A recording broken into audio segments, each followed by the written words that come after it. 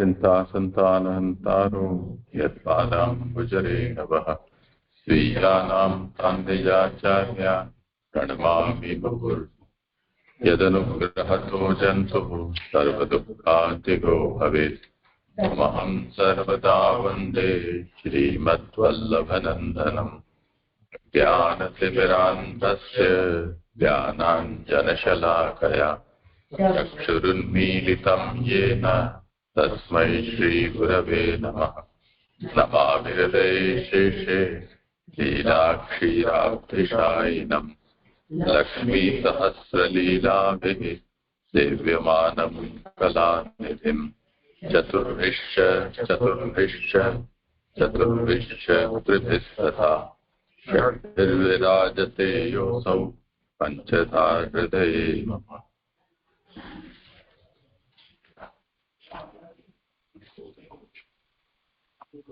આનંદરૂપ હરિની આનંદરૂપ લીલા ભાગવત શાસ્ત્રનો અર્થ તૃતીય સ્કંદ તેમાં હમણાં ચાલતો તેમાં મુખ્ય 4 પ્રકરણ ગણાવ્યા છે, બે પ્રકરણ બતાવ્યા છે. તેમાં બીજું પ્રકરણ બંધ સૃષ્ટિ પ્રકરણ, તેના 4 ઉપપ્રકરણ છે.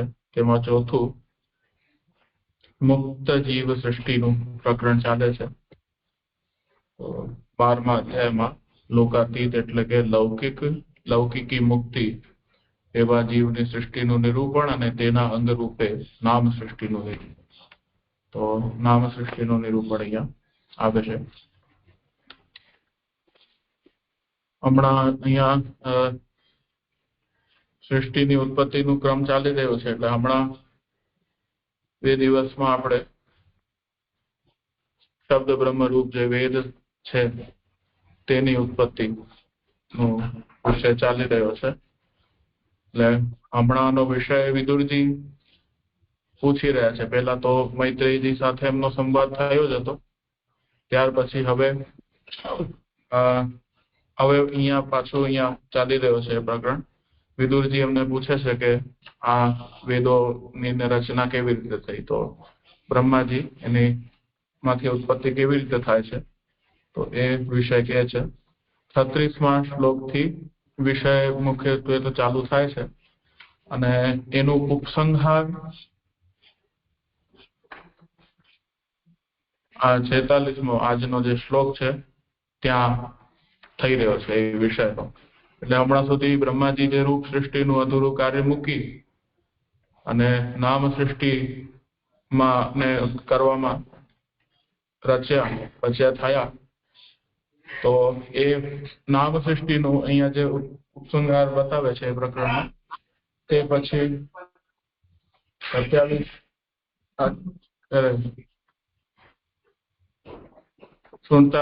અને 48મા શ્લોકથી ફરીથી એ કાર્યને છોડીને અને રૂપ સૃષ્ટિનું કાર્ય જે ફરી પ્રારંભ કરે છે. તો એ વિષય હવે પ્રારંભ થશે. તો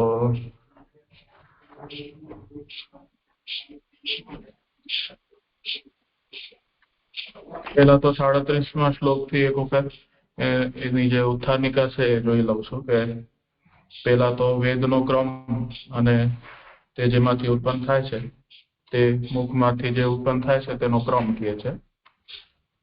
પછી વેદમાં ઉપયોગી થાય તેવા આધિભૌતિક પદાર્થો પુરાણોની રચના જે છે એ નીચે એના પછી બતાવે છે.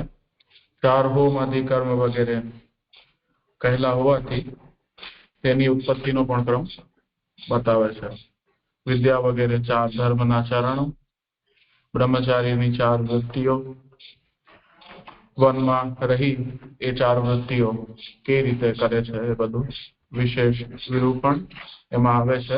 પછી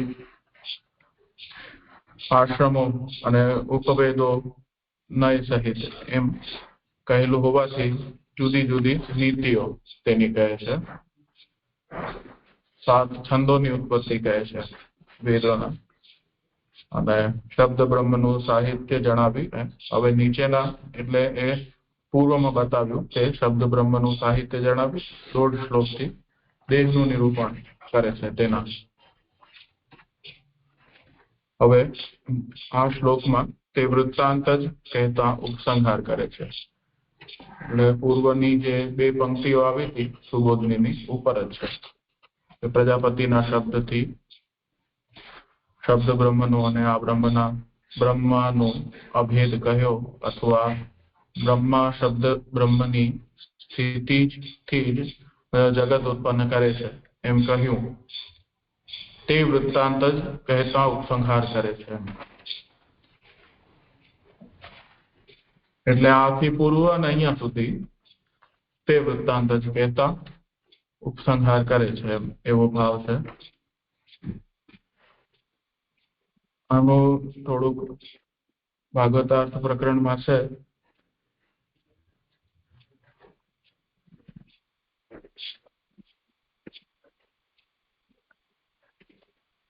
લઉં છું.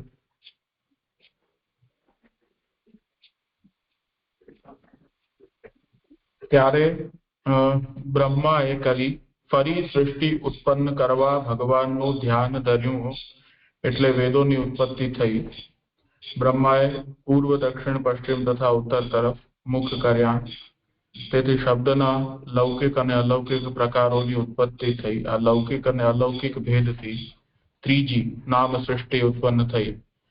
જીવના રૂપ નામની સૃષ્ટિ થતા નામોની અખંડ પ્રવૃત્તિ રહે તે માટે આ સૃષ્ટિનું મૂળ શબ્દ બ્રહ્મ હોવાનું જણાવી તેનું સ્વરૂપ કહેલું છે. આ છેલ્લી જે પંક્તિ આવી કે આ સૃષ્ટિનું મૂળ શબ્દ બ્રહ્મ હોવાનું જણાવી તેનું સ્વરૂપ કહેલું છે, તે આ આજના શ્લોકમાં ટાંકાય છે. તેથી પૂર્વનું તો જે વિષય પ્રારંભ થાય છે તે સંબંધમાં છે. અને તેથી આગળ પણ બે શ્લોકમાં આવે છે, એટલે એનું ભાગવતાર્થ પણ આવે છે. તો એ પણ લઈ જ લઉં છું હમણાં કે એ પ્રમાણે ગુણ સૃષ્ટિનું નિરૂપણ કરી એકલા ગુણોથી રચેલી સૃષ્ટિથી પ્રપંચ બ્રહ્મરૂપ થશે એવી શંકા થવાની મિશ્રવાણી સૃષ્ટિ રચવાનો બ્રહ્માએ ઉદ્યમ કર્યો. પહેલો તેમણે નામ સૃષ્ટિ રચવાની મનોવૃત્તિનો ત્યાગ કર્યો અને પછી પહેલાની પેઠે રૂપ સૃષ્ટિ રચવાની મનોવૃત્તિ કરી.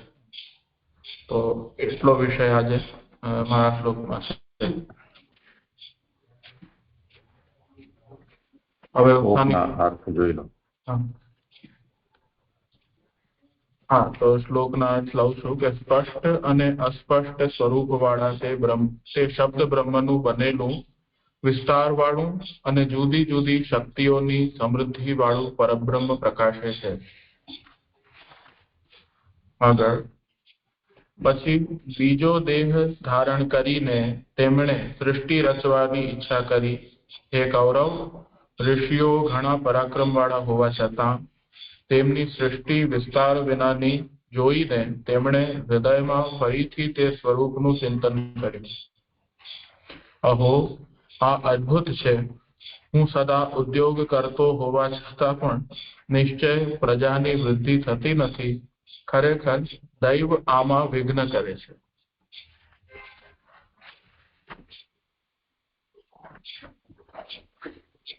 એટલા શ્લોક છે. હા, એટલા છે. હવે ઉત્થાનિકા લઉં છું. નીચેના શ્લોકમાં તે વૃત્તાંત જ કહેતા ઉપસંહાર કરે છે. શબ્દ બ્રહ્માત્મનસ્તસ્ય વ્યક્તાવ્યક્તાત્મન પરમ વિભાતિ બ્રહ્મ વિતતમ નાના શક્ત્યુપબૃંહતમ. શ્લોકાર્થ સ્પષ્ટ અને અસ્પષ્ટ સ્વરૂપ વાળા તે શબ્દ બ્રહ્મનું બનેલું વિસ્તાર વાળું અને જુદી જુદી શક્તિઓની સમૃદ્ધિ વાળું પરબ્રહ્મ પ્રકાશે છે.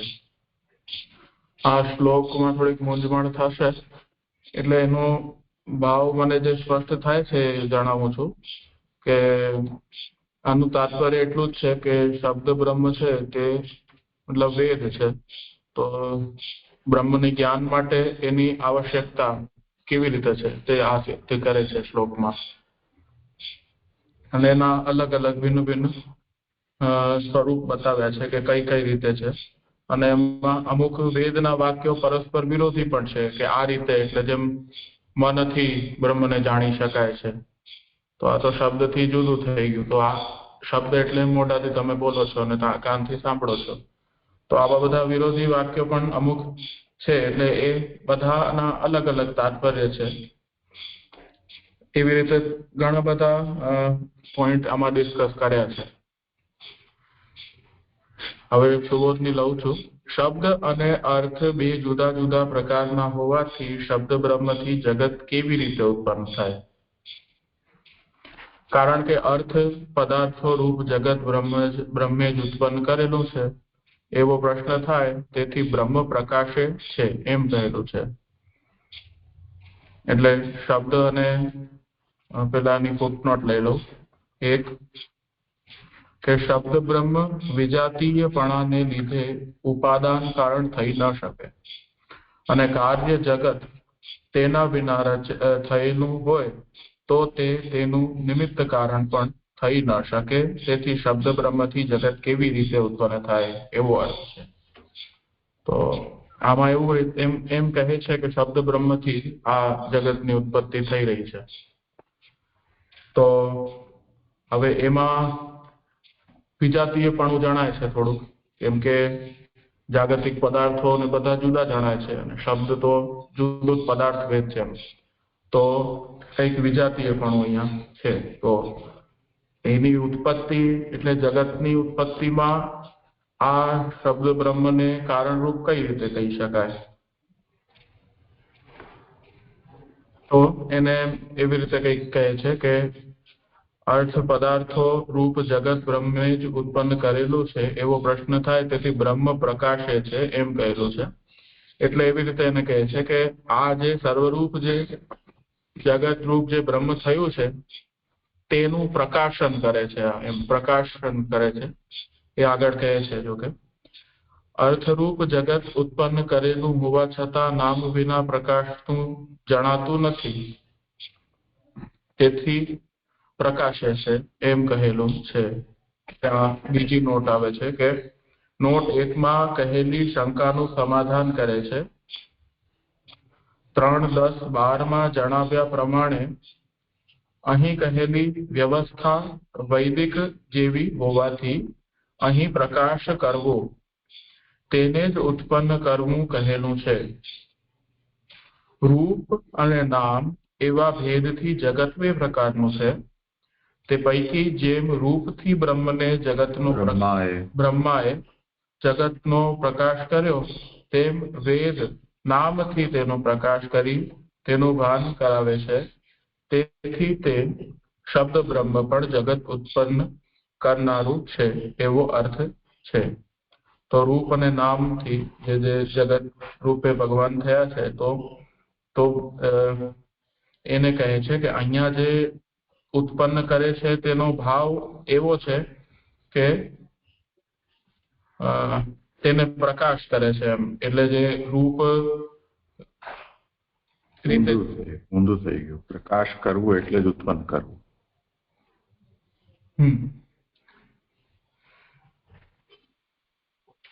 હા, તે પૈકી જેમ રૂપથી બ્રહ્માએ જગત નો પ્રકાશ કર્યો, તેમ વેદ નામથી તેનો પ્રકાશ કરી તેનું ભાન કરાવે છે. એટલે બ્રહ્મ જે છે તેનું ભાન એ નામ જે આ વેદ છે તેનાથી કરાવે છે.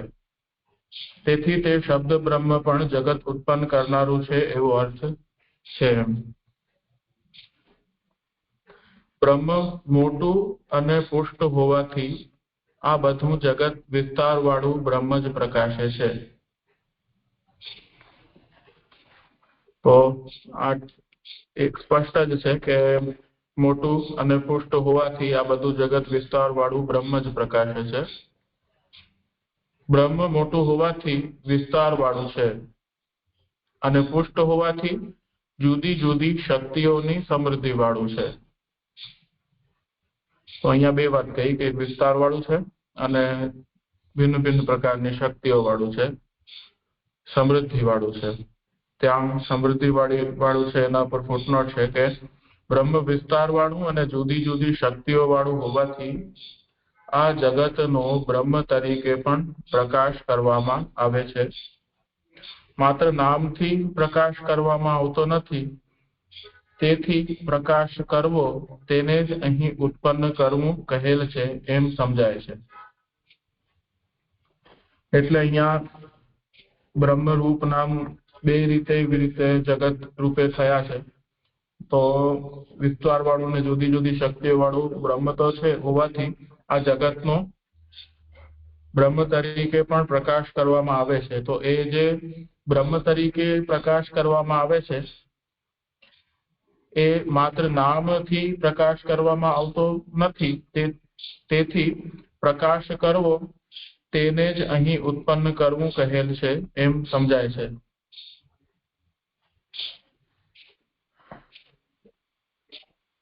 આગળ કહે છે કે શબ્દ બ્રહ્મ વિના પરબ્રહ્મનું પ્રકાશન થતું નથી. હવે એની ચોથી ફૂટનોટ છે કે જેમ બ્રહ્મરૂપથી જગતનો પ્રકાશ કરે છે તેમ નામથી પણ કરે છે. શબ્દ બ્રહ્મનું શું પ્રયોજન એવી શંકા થાય, તેથી આ કહેલ છે. એટલે આ જેટલા પણ અહીંયા પ્રકાશ પાછળ આવી રહ્યા છે ને એ બધા સુબોધનીજીની પંક્તિની અવસ્થાનિકા છે. એટલે આ રીતે જયારે પ્રકાશ આવતો હોય ત્યારે એ વાંચ્યા પછી ફરીથી એ પંક્તિ વાંચી લઈએ તો આપણને એનો સળંગ અર્થ મળી જાય. એટલે અહીંયા એવી શંકા થાય કે જેમ બ્રહ્મ રૂપથી જગતનો પ્રકાશ કરે છે તેમ નામથી પણ કરે છે, ત્યારે શબ્દ બ્રહ્મનું શું પ્રયોજન? તેથી એમ કહ્યું કે શબ્દ બ્રહ્મ વિના પરબ્રહ્મનું પ્રકાશન થતું નથી. સુબોધનીજી પંક્તિ એવી રીતે જ્યારે જ્યારે પણ શંકા જિજ્ઞાસા કે સંગતિ બતાવવામાં આવતી હોય એ પહેલે વાંચીને પછી એની સાથે જોડાયેલી સુબોધનીજીની પંક્તિ વાંચવી, એના પછી મૂકી દેવી.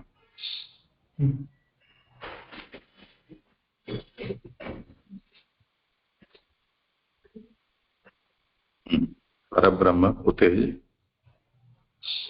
શબ્દ બ્રહ્મ વિના પરબ્રહ્મનું પ્રકાશ થતું નથી, એની આવશ્યકતા બતાવી. ઠીક. પરબ્રહ્મ પોતે જ પ્રકાશતું હોવા છતાં શબ્દ બ્રહ્મથી જ તેનો પ્રકાશ, તેનું ભાન થાય છે. આપણે એ જ રીતે છે. પછી ફરીથી એ રીતે વાંચી લેજો. એ ફૂટનોટ આવે છે કે શબ્દ બ્રહ્મ નામથી જગતનો પ્રકાશ કરે તે ઠીક છે, પણ પરબ્રહ્મ તો સ્વયં પ્રકાશ હોવાથી તેનો પ્રકાશ તે કેમ કરે એવી શંકા થાય, તેથી આ કહેલું છે કે પરબ્રહ્મ પોતે જ પ્રકાશતું હોવા છતાં શબ્દ બ્રહ્મથી જ તેનો પ્રકાશ, તેનું ભાન થાય છે. જે જાણવામાં ન આવે તેમાં તે શબ્દ બ્રહ્મ વેદ પ્રમાણ છે. એ નિયમ પ્રમાણે તે પરબ્રહ્મ પોતે પ્રકાશતું હોવાનું પણ વેદ શબ્દ બ્રહ્મ એ કહેલું છે. ત્યાં છઠ્ઠી ફૂટનોટ છે કે વેદ શબ્દ બ્રહ્મના ગુણોનો પ્રકાશ કરે, પણ બ્રહ્માનો પોતાનો કેમ પ્રકાશ કરે? બ્રહ્મનો પોતાનો કેમ પ્રકાશ કરે એવી શંકા થાય, તેથી આ કહેલ છે. વેદ જ્ઞાન થતું ન હોય તેવા વિષયમાં પ્રમાણ છે એમ આ જૈમિનીના સૂત્રમાં કહેલું છે. જો બ્રહ્મનું પોતાથી જ જ્ઞાન થતું હોય તો તેનું જ્ઞાન કરાવનાર વેદ પ્રમાણ જ ન થાય. તેથી વેદ બ્રહ્મનો પોતાનો પણ પ્રકાશ કરે છે એમ માનવું જોઈએ. એટલે અહીંયા એવી રીતે કહે છે કે જે જાણવામાં ન આવે, એટલે જે પરબ્રહ્મ છે તે પોતે જ પ્રકાશતું હોવા છતાં શબ્દ બ્રહ્મથી જ તેનો પ્રકાશ, તેનું ભાન થાય છે. જો જાણવામાં ન આવે તેમાં તે શબ્દ બ્રહ્મ વેદ પ્રમાણ છે. એ નિયમ પ્રમાણે તે પરબ્રહ્મ પોતે પ્રકાશતું હોવાનું પણ વેદ શબ્દ બ્રહ્મ એ જ કહેલું છે. એટલે આ એવું કહી રહ્યા છે અહીંયા કે આપણે જે કહી રહ્યા છે કે એક બ્રહ્મ આવા ગુણ વાળું છે, તો એ પણ આપણે વેદથી જ જ્ઞાત થાય છે, તો એ વેદ સિવાય એટલે શબ્દ બ્રહ્મ સિવાય તેને જાણવાનો કોઈ છૂટકો જ નથી, એટલે આની આવશ્યકતા છે એમ. એટલે આજે કહે છે કે જે જાણવામાં ન આવે તેમાં તે શબ્દ બ્રહ્મ વેદ પ્રમાણ છે. એ નિયમ પ્રમાણે તે પરબ્રહ્મ પોતે પ્રકાશતું હોવાનું પણ વેદ શબ્દ બ્રહ્મ એ જ વેદે જ કહેલું છે. વેદે જ કહેલું છે.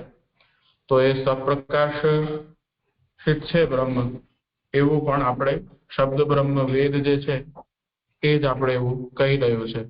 જો વેદ ન હોય તો એ પણ આપણે ન ખબર પડે. ઇન્દ્રિયો પરથી વિમુખ રચેલી છે વગેરે વાક્ય પ્રમાણે બ્રહ્મ જાણવામાં આવતું નથી. એટલે અહીંયા કહી રહ્યા છે કે ઇન્દ્રિયો છે તે પરથી વિમુખ રચેલી છે, એટલે જે બ્રહ્મ છે તેનાથી, એટલે એ ઇન્દ્રિયો જે છે એ જ્ઞાન નથી કરી શકતી, એમ કરાવી શકતી. વગેરે વાક્ય પ્રમાણે બ્રહ્મ જાણવામાં આવતું નથી. સૂર્યનું તેજ પોતે પ્રકાશતું હોવા છતાં પણ ગુવળ તેને જોતું નથી. यहाँ ફૂટનોટ આવે છે 7મી કે બ્રહ્મ પોતાની મેળે પ્રકાશતું ન હોય તો તે સ્વપ્રકાશ છે એમ કહેનારી શ્રુતિ ખોટી ઠરે. એવી શંકા થાય તેથી આ દ્રષ્ટાંત આપેલું છે. હા, કે સૂર્યનું તેજ પોતે પ્રકાશતું હોવા છતાં પણ ગુવળ તેને જોતું નથી. ન જોવામાં કાંઈ આવરણ હોવાની પણ જરૂર નથી, કારણ કે ઇન્દ્રિયો જ તેને ગ્રહણ કરતી નથી. એટલે ગુવળના ઉદાહરણમાં તો એવું આવ્યું કે ગુવળ તો સહજ પ્રકાશને જોઈ નથી શકતો, તો એની એ અસામર્થ્ય છે કે એ સૂર્યના તેજને નથી જોઈ શકતું. એવી રીતે આપણું પણ જોઈ શકે કે અંધારામાં આપણે દેખાતું નથી, પણ પ્રસિદ્ધ સૂર્યના તેજનું આ ઉદાહરણ છે. તો એ રીતે ગુવળને તેની અસામર્થ્યના કારણે એ સૂર્યપ્રકાશ નથી દેખાતું, અથવા એ રીતે ન જોવામાં કાંઈ આવરણ હોવાની પણ જરૂર નથી, કારણ કે ઇન્દ્રિયો જ તેને ગ્રહણ કરતી નથી. ત્યાં 8મી ફૂટનોટ છે કે ગુવળ સૂર્યનું તેજ જોઈ ન શકે તે માટે કોઈ આવરણ, તેજ અને ગુવળની આંખ વચ્ચે કોઈ પડદાની જરૂર નથી. તેથી બ્રહ્મનું આપણને ભાન ન થાય, તેથી તે પોતાથી પ્રકાશતું ન હોવાનું સિદ્ધ થતું નથી. એટલે આપણે ન દેખાય કે એનું જ્ઞાન ન થાય, એનો અર્થ એ નથી કે પોતાથી પ્રકાશતું નથી તેવું આપણે સિદ્ધ કરીએ બ્રહ્મને. તો એ આપણી ઇન્દ્રિયોનું અસામર્થ્ય છે, કારણ કે ઇન્દ્રિયો જ તેને ગ્રહણ કરતી નથી તેવું કહે છે. નયનથી આકાશ દેખાય નહીં તેમાં, અથવા જીભને રસનું ભાન ન થાય તેમાં કોઈ આવરણ હોતું નથી. 9મી ફૂટનોટ ત્યાં આવે છે, 9મી ને 10મી. ગુવળને દિવસે અંધકાર થવાથી તે સૂર્યના તેજને જોઈ શકતું નથી. આ ગુવળની સ્થિતિ બતાવી. એવી શંકા થાય તેથી આ દ્રષ્ટાંતો કહેલા છે. તેથી આવરણ ન હોવા છતાં પ્રકાશવાળો પદાર્થ જોવાની અશક્તિને લીધે આપણાથી જોઈ શકાતો નથી. એટલે અહીંયા જે કહ્યું કે નયનથી આકાશ દેખાય નહીં તેમાં, અથવા જીભને રસનું ભાન ન થાય તેમાં કોઈ આવરણ હોતું નથી. એટલે જીભને રસનું ભાન ન થાય, ક્યારેક આપણે એ લીધેલા રસનું પણ આપણે ભાન નથી થતું હતું. અહીંયા દેખાવાના અર્થમાં નથી કે રસનું તો દર્શન તો થાય જ, તો એ રીતે સ્વાદ ક્યારેક આપણે ન આવે, ટેસ્ટ બર્ડ જતા રહીએ તો એવું થતું હોય છે. તો એમાં એ રીતે, અને બીજું કે નયનથી આકાશ દેખાય જ નહીં તેમાં, તો એમાં એક અસામર્થ્ય જ છે. તમારે બીજું આવરણ હતું એમ જો કે આવરણ કહેલું છે, છતાં તે પણ પોતાની મેળે પ્રકાશતા સર્વરૂપ મન અને નયન તથા ઘટમાં પ્રકાશતા બ્રહ્મને નહીં. અહીંયા 11 ને 12મી ફૂટનોટ ભેગી આવે છે. અહીંયા શ્રુતિ વાક્ય આપ્યું છે કે તમારે બીજું આવરણ હતું એમ જો કે આવરણ કહેલું છે, છતાં તે પણ પોતાની મેળે પ્રકાશતા સર્વરૂપ મન અને નયન તથા ઘાટમાં પ્રકાશતા બ્રહ્મને નહીં. તો 11મી અને 12મી ફૂટનોટ લઈ લઉં છું. તેને તમે જાણતા નથી એ મંત્ર પ્રમાણે આવરણ હોવાથી જ જ્ઞાન થતું નથી એમ સ્વીકારવું જોઈએ. તેથી આપણને જ્ઞાન થતું નથી અને બ્રહ્મ પોતાથી જ પ્રકાશે છે, એ બંને સિદ્ધ થાય છે. એટલે આપણે તો એનું જ્ઞાન થતું નથી, એટલે અહીંયા એવું કહેવા માંગે છે કે કોઈ પણ રીતે આપણે એનું જ્ઞાન નથી થતું. એટલે શબ્દ બ્રહ્મ છે છતાં પણ આપણે એનું જ્ઞાન નથી થતું, કેમ કે એવું શ્રુતિ વાક્ય છે અહીંયા કે એ સ્વપ્રકાશ એટલે પોતાની રીતે જ પ્રકાશિત થાય છે. તો તમે કેટલું પણ જોર લગાડી લો, તમારી ઇન્દ્રિયો પણ એને ગ્રહણ કરવા લાયક નથી, તો તમે કેટલું પણ કરો પણ એ સ્વપ્રકાશિત છે. એટલે એ જ્યારે પ્રકાશિત થશે ત્યારે જ આપણે એનું જ્ઞાન થશે. બાકી કોઈ પણ પુરુષાર્થ લગાડી લો કે એનું જ્ઞાન થવું મુશ્કેલ છે. એટલે આગળ હજી ઉત્તર પક્ષ જેવું પણ આવે છે. એટલે આ પૂર્વોત્તર પક્ષ જેવું અહીંયા થોડું ઘણું ચર્ચા રીતે ચાલતું હોય એવું જણાય છે. ફરીથી કે તેને તમે જાણતા નથી એ મંત્ર પ્રમાણે આવરણ હોવાથી જ જ્ઞાન થતું નથી એમ સ્વીકારવું જોઈએ. એટલે આવરણ છે કોઈક જાતનું, તો એનાથી આપણે એને જાણતા નથી, તેથી આપણને જ્ઞાન થતું નથી એનું. અને બ્રહ્મ પોતાથી જ પ્રકાશે છે, એ બંને સિદ્ધ થાય છે. તેથી શબ્દ બ્રહ્મ પ્રકાશ કરે તેવો પ્રયાસ કરવા કરતા આવરણ દૂર કરવાનો જ પ્રયાસ કરવો યોગ્ય છે. એટલે હવે શબ્દ બ્રહ્મ સ્વયં જ્યારે પ્રકાશ કરે ત્યારે આપણે એનું જ્ઞાન થાય એવું એના કરતા એ જે આવરણ જે થયું છે તેને દૂર કરવાનો આપણે પ્રયાસ કરવો જોઈએ. એ આવરણ આગળ શું છે એ કહી રહ્યા, આગળ કહેશે, આગળ હજી વિષય જ્યારે સુબોધનીમાં આવશે ત્યારે. પણ હમણાં એવું કહે છે કે તેથી શબ્દ બ્રહ્મ પ્રકાશ કરે તેવો પ્રયાસ કરવા કરતા આવરણ દૂર કરવાનો જ પ્રયાસ કરવો યોગ્ય છે. તેથી શબ્દ બ્રહ્મ પ્રકાશ કરે છે એવું સિદ્ધ કરવાનું શું પ્રયોજન? એટલે હવે અહીંયા મુખ્ય પ્રયોજન તો એ છે કે બ્રહ્મનું આ પ્રકાશન શબ્દ બ્રહ્મથી થાય છે. એટલે એવી રીતે અહીંયા જે આપણે સિદ્ધ કરવા માંગીએ છીએ તેનું શું પ્રયોજન છે એવું પૂછે છે. તો એવી શંકા દૂર કરવા આ કહેલું છે કે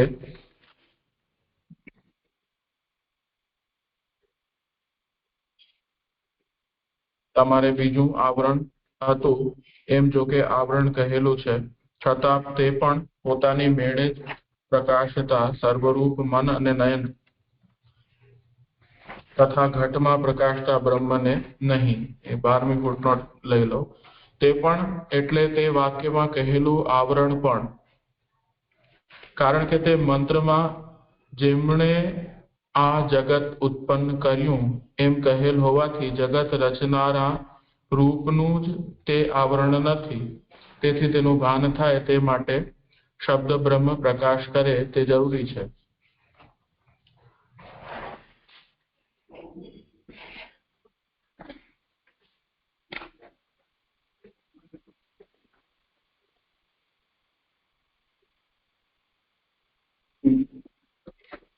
આગળનો વિષય લઉં છું તો એનાથી સ્પષ્ટ થશે સુબોધનીના, કેમ કે આગળની બધી જ ફૂટનોટ પૂર્વના વિષયને પુષ્ટ કરે છે.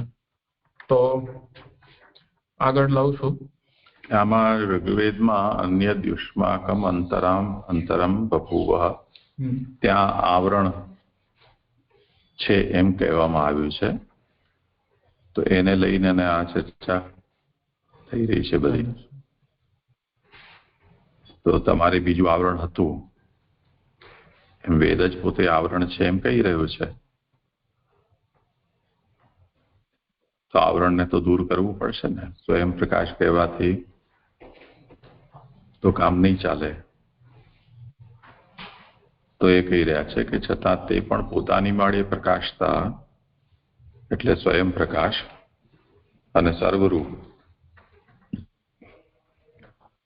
એ આવરણ જે છે એ એવું નથી આવરણ કે જે સ્વયં પ્રકાશ અને જે સર્વરૂપ છે એવું, અને મન અને નયન અને ઘટમાં પ્રકાશતા બ્રહ્મને નહીં. એના માટે આ 12મી ફૂટનોટ એ વાત કહી છે કે તે પણ, એટલે તે આવરણ પણ એવું નથી કે જે સ્વયં પ્રકાશ અને એને ઢાંકી શકે.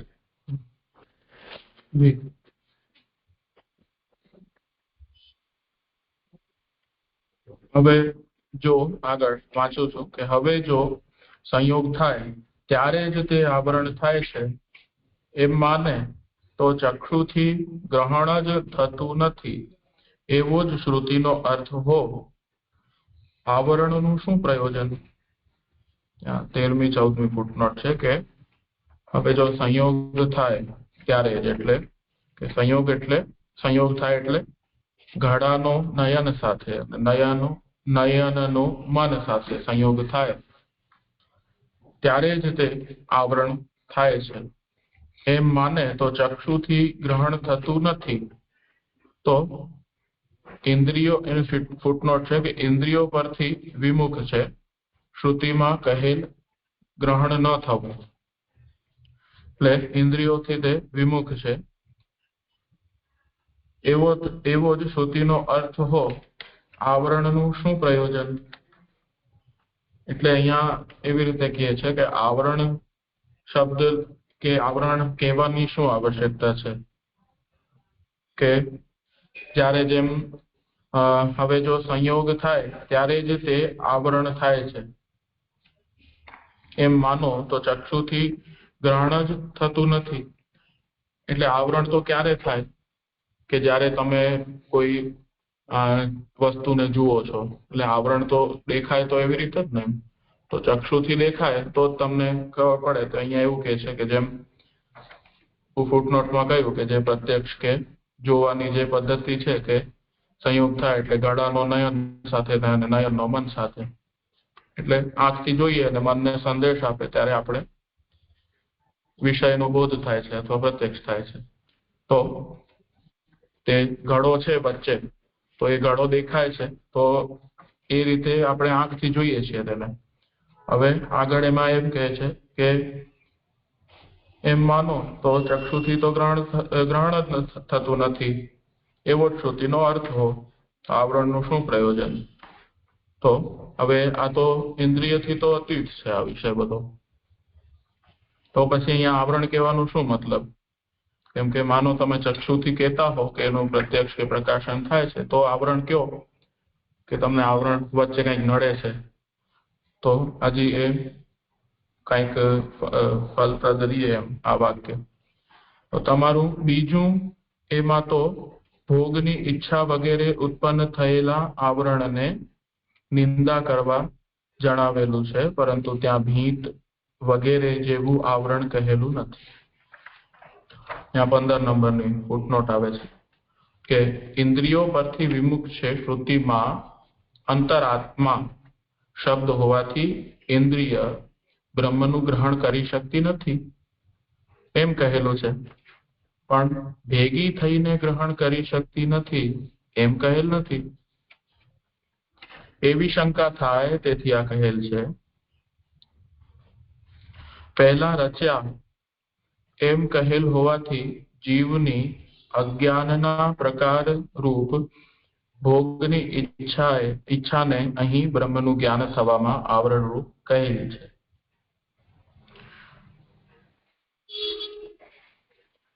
તેની નિંદા થાય તે માટે કહેલ છે, પરંતુ જ્ઞાન થવામાં નડતી ભીત વગેરે રૂપ આવરણ કહેલ નથી. તેથી એ ભોગની ઈચ્છા રૂપ આવરણ પણ ઇન્દ્રિયના સામર્થ્યને રોકનારું જ છે. તેથી તેને આવરણ કલ્પવું નકામું છે, એવો અર્થ છે. એટલે અહીંયા એવો તાત્પર્ય છે કે પેલા તો વાક્ય જોઈ લો કે તમારે બીજું એમાં તો ભોગની ઈચ્છા વગેરે ઉત્પન્ન થયેલા આવરણ ની નિંદા કરવા જણાવેલું છે, પરંતુ ત્યાં ભીત વગેરે જેવું આવરણ કહેલું નથી. એટલે આપણે જે ભોગાદિની ઈચ્છા થાય છે તો તેનાથી જ આપણે વિમુખ થઈએ છીએ. રચા પચતીમાં હોવાથી આપણે એનાથી વિમુખ થઈએ છીએ, અને એની કારણે જ આપણી જે ઇન્દ્રિયો બધી છે તેનું જ્ઞાન કરાવી શકતી નથી હોતી. તો અને બીજું અહીંયા એ કહે છે શરૂઆતમાં કે ઇન્દ્રિયો પરથી વિમુખ છે. શ્રુતિમાં અંતરાત્મા શબ્દ હોવાથી ઇન્દ્રિય બ્રહ્મનું ગ્રહણ કરી શકતી નથી એમ કહેલું છે. તો વાત તો બરાબર છે કે ઇન્દ્રિય જે છે એ બ્રહ્મનું ગ્રહણ કરી શકતી નથી, પણ ભેગી થઈને ગ્રહણ કરી શકતી નથી એમ કહેલ નથી, એવી શંકા થાય, તેથી આ કહેલ છે. એટલે ત્યાં જે ઇન્દ્રિયો પરથી વિમુખ છે તેનું તાત્પર્ય કંઈક જુદું છે. એનો આ ભાવ નથી કે એને એનોથી જ્ઞાન બિલકુલ નથી થતું. તો જ્યારે એ ઇન્દ્રિયો સાથે થઈ અને આપણે જ્યારે કેમ કે બહિર્ગામી પૂર્વમાં જોયું હતું કે એ ઇન્દ્રિયોને બહિર્ગામી બનાવી છે, અંતર્ગામી એને નથી બનાવી. પણ જ્ઞાન યોગ આદિ દ્વારા એની આપણે જ્યારે કરીએ તો ત્યારે જ્ઞાન થાય છે. તો એ પણ એવી રીતે જ થઈ રહ્યું છે, અને દર્શન પણ એ રીતે થાય જ છે. તો ત્યાં કંઈક તાત્પર્ય ભેદથી છે. તો અહીંયા એવી રીતે કંઈ સમજવાની વાત નથી. અને અહીંયા જે બીજું આવરણ કહ્યું છે તો તે ભીત વગેરે રૂપ નથી, પણ અહીંયા આવરણનું સ્વરૂપ આપણી ભોગેચ્છા વગેરે ને કહેલું છે. તો તે આવરણને દૂર કરવાનું છે, એ વાત છે અહીંયા. જોકે માયાથી થતું આવરણ પહેલા કહેલું છે, છતાં તેને પણ બ્રહ્મનું જ્ઞાન ન થવાથી જ કહેલું છે. 16મી ફૂટનોટ આવે છે કે અહીં આવરણ શબ્દ અધ્યાય છે. બ્રહ્મનું જ્ઞાન થવા દેતું ન હોવાથી આવરણ કહેલું છે. એટલે માયાના કારણે આપણે બ્રહ્મનું જ્ઞાન નથી થતું. હવે એ જ્ઞાન નથી થતું એટલે અહીંયા આવરણ એનો અધ્યાય કરી દીધો છે. તો જેમ માયા છે વાસ્તવમાં કઈ આવરણ રૂપ નથી, પણ એ આપણે જ્ઞાન નથી થવા દેતી એટલે એને એવું કહી દેવામાં આવ્યું છે. એટલે કદાચ આ પૂર્વ પક્ષીઓને ઉત્તર આપવા આવા પંક્તિ કીધી હોય એવું પણ હોઈ શકે, જણાય છે. ભાન ન થવાના કારણ તરીકે કહેલું આવરણ પણ જુદા જુદા પ્રકારની સૃષ્ટિઓ કહેલી હોવાથી બ્રહ્મ પોતે સૃષ્ટિરૂપ થયેલ હોય તે સિવાયની સૃષ્ટિના પક્ષમાં ઘટે છે. અહીંયા 17મી ફૂટનોટ છે. આ થોડી અટપટી છે. તમારે બીજું આવરણ હતું, વાક્યમાં હતું અને ઇન્દ્રિયો પરથી વિમુખ રચેલી છે, રચેલી ભૂતકાળમાં યોજેલા છે. તેથી આવરણ અને ઇન્દ્રિયોની અશક્તિનો અનુવાદ જ કરેલ હોવાથી બ્રહ્મનું જ્ઞાન ન થવામાં એક કારણરૂપ નથી. તેથી શ્રુતિમાં જે શબ્દથી કારણ કહેલ છે તેનો વિરોધ થાય છે એવી શંકા થાય, તેથી આ કહેલ છે. હવે અહીંયા મુખ્યત્વે બે શ્રુતિ વચન આવ્યા હતા. 56માં પૃષ્ઠ ઉપર જોઈએ તો ઇન્વર્ટેડમાં છે કે ઇન્દ્રિયો પરથી વિમુખ રચેલી છે અને એનાથી નીચે ચોથી પાંચમી પંક્તિમાં આવે છે કે તમારે બીજું આવરણ હતું, નહીં, બીજું વચન, એ જ છે. એટલે તમારે બીજું આવરણ હતું, વાક્યમાં હતું અને ઇન્દ્રિયો પરથી વિમુખ રચેલી છે, માં રચેલી, ભૂતકાળમાં યોજેલા છે. તેથી આવરણ અને ઇન્દ્રિયોની અશક્તિનો અનુવાદ જ કરેલ હોવાથી બ્રહ્મનું જ્ઞાન ન થવામાં એકે કારણરૂપ નથી. એટલે એના ઉત્તરરૂપ આપણે જેમ જોયું કે અજ્ઞાન કે આપણી જે વિષયાશક્તિ જે છે એ અને ઇન્દ્રિયો પરથી વિમુખ છે, તો તેમાં આ બે વચન જે એવા છે કે જે બ્રહ્મનું જ્ઞાન ન થઈ શકે શબ્દ બ્રહ્મથી, એવું પણ આપણે જ્ઞાત કરાવે છે કે જેમ ઇન્દ્રિયો પરથી વિમુખ છે, રચેલી છે. તો ઇન્દ્રિયો સિવાય તો આપણા દેહમાં બીજું કઈ છે જ નહીં કે જેનાથી આપણે બીજું કઈ જ્ઞાન કરી શકીએ. તો આંખ, નાક, કાન, જીભ, રસના, એ રસના રસ ગ્રહણ કરે છે, તો કોઈ રૂપ ગ્રહણ કરે છે, સ્પર્શ ગ્રહણ કરે છે. તો એવી રીતે વિષયો અને બીજી વસ્તુઓ કે જાણવા માટે, અને મન જે બીજું છે તે, તો તે સિવાય તો આપણી પાસે કોઈ છે જ નહીં કે આપણે કોઈ વસ્તુનું જ્ઞાન કરી શકીએ. અને બીજું એવું કે છે વચન કે તમારે બીજું આવરણ હતું. તો આવરણ કહેલું છે, તો આવરણના કારણે પણ આપણે તો એ બે જે છે એ બ્રહ્મનું જ્ઞાન ન થવામાં એક એવી રીતે એક દૃષ્ટિથી બતાવે છે કે બ્રહ્મનું જ્ઞાન ન કરાવે, એવી રીતે કંઈક કહ્યું છે. તો એવું કહેતા હોય તો એવું એનું માનવું એ ઠીક નથી. ઇન્દ્રિયોની અશક્તિનો અનુવાદ જ કરેલો હોવાથી બ્રહ્મનું જ્ઞાન ન થવામાં એકે કારણરૂપ નથી. એટલે ત્યાં આ જે વચનો કયા છે એનું તાત્પર્ય એટલું જ છે કે આપણી જે ઇન્દ્રિયો છે તેની અશક્તિ ત્યાં બતાવે છે. કે ફરી વાંચું ફૂટનોટ કે તમારે બીજું આવરણ હતું, વાક્યમાં હતું અને ઇન્દ્રિયો પરથી વિમુખ રચેલી છે, માં રચેલી, ભૂતકાળમાં યોજેલા છે. તેથી આવરણ અને ઇન્દ્રિયોની અશક્તિનો અનુવાદ જ કરેલો હોવાથી બ્રહ્મનું જ્ઞાન ન થવામાં એકે કારણરૂપ નથી. એટલે આ બે વચન બ્રહ્મ જ્ઞાન થવામાં કારણરૂપ છે જ નથી એવું નથી એમ. તેથી શ્રુતિમાં જે શબ્દથી કારણ કહેલ છે તેનો વિરોધ થાય છે એવી શંકા થાય, તેથી આ કહેલ છે.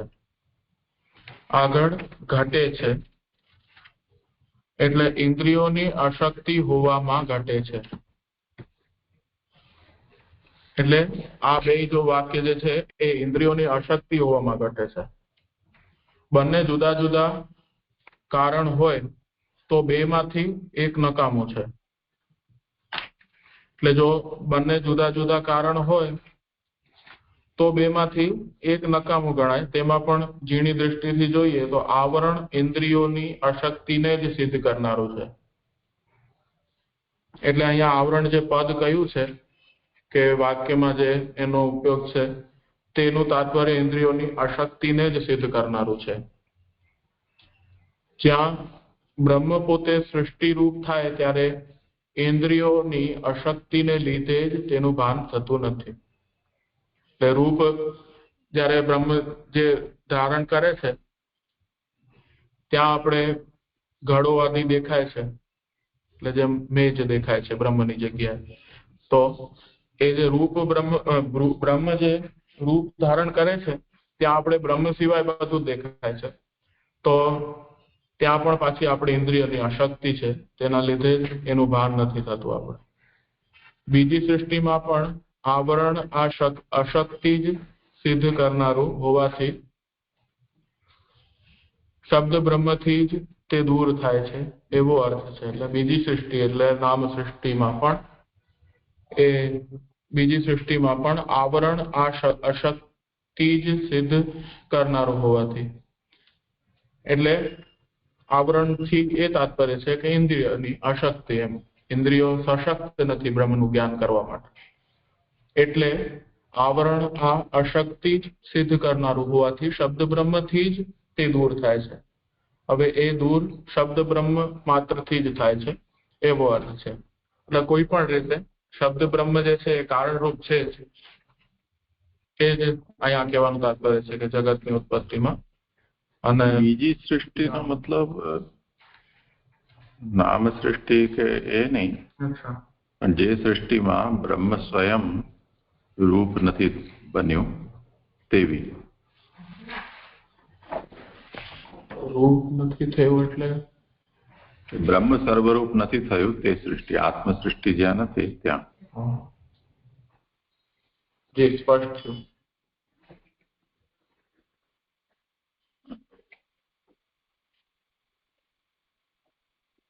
તેથી શબ્દથી જ બ્રહ્મનું ભાન થાય છે. 18મી ત્યાં આવે છે ફૂટનોટ કે આ વાક્યમાં ઉપરના લખાણથી સાબિત થયેલ વિષય કહે છે. એટલે ફલશ્રુતિ જેવું કંઈક વાક્ય છે કે તેથી શબ્દથી જ બ્રહ્મનું ભાન થાય છે, તે બીજાથી નથી થતું. ત્યાંથી જેને પ્રાપ્ત કર્યા વિના વાણી મન સાથે પાછી ફરે છે, શ્રુતિ વાક્ય છે. એ વાક્યમાં તો વાણી ઇન્દ્રિય રૂપ છે, શબ્દ પણ લૌકિક છે અને મન પણ લૌકિક છે. તેમ ન હોય તો તે ઔપનિષદ પુરુષ સંબંધી પ્રશ્ન કરું છું. મનથી જ આ પ્રાપ્ત કરવા યોગ્ય છે એ વાક્યોનો વિરોધ થાય અથવા થાય. એટલે યતો વાચો નિવર્તન્તે અપ્રાપ્ય મનસા સહ. તો એ વાક્યમાં તો વાણી, અહીંયા ફૂટનોટ છે રહી ગઈ, એક વખત લઈ લઉં કે શબ્દ બ્રહ્મ પરબ્રહ્મનું ભાન કરાવતું હોય તો આ શ્રુતિનો વિરોધ થાય. એવી શંકા થાય તેથી જણાવે છે કે તેનો વિષય જુદો હોવાથી વિરોધ નથી. શબ્દ બ્રહ્મ પરબ્રહ્મનું ભાન કરાવતું હોય તો આ શ્રુતિનો વિરોધ થાય. એટલે હવે આ વાક્યમાં તો એવું કહે છે કે કોઈ પણ રીતે પ્રાપ્ત બ્રહ્મને કરી શકાતું નથી એમ, તો ત્યાં પણ શબ્દ બ્રહ્મ થી પણ ન જ થાય ને. તો જ્યાં જેની પ્રાપ્ત કર્યા વિના વાણી મન સાથે પાછી ફરે છે તો કોઈ પણ રીતે નથી થતું. એ વાક્યમાં તો વાણી ઇન્દ્રિય રૂપ છે, શબ્દ પણ લૌકિક છે, મન પણ લૌકિક છે. તેમ ન હોય તો તે ઔપનિષદ પુરુષ સંબંધી પ્રશ્ન કરું છું. ઔપનિષદ પુરુષમ પૃચ્છામિ. તો એવી રીતે અને મનથી જ આ પ્રાપ્ત કરવા યોગ્ય છે, એટલે કેવલ મન દ્વારા જ આ પ્રાપ્ત કરી શકાય છે અથવા કરવા યોગ્ય છે, એ વાક્યનો વિરોધ થાય. તો આ બધા એવા બધા વાક્ય છે કે પરસ્પર થોડાક વિરોધી જાય છે.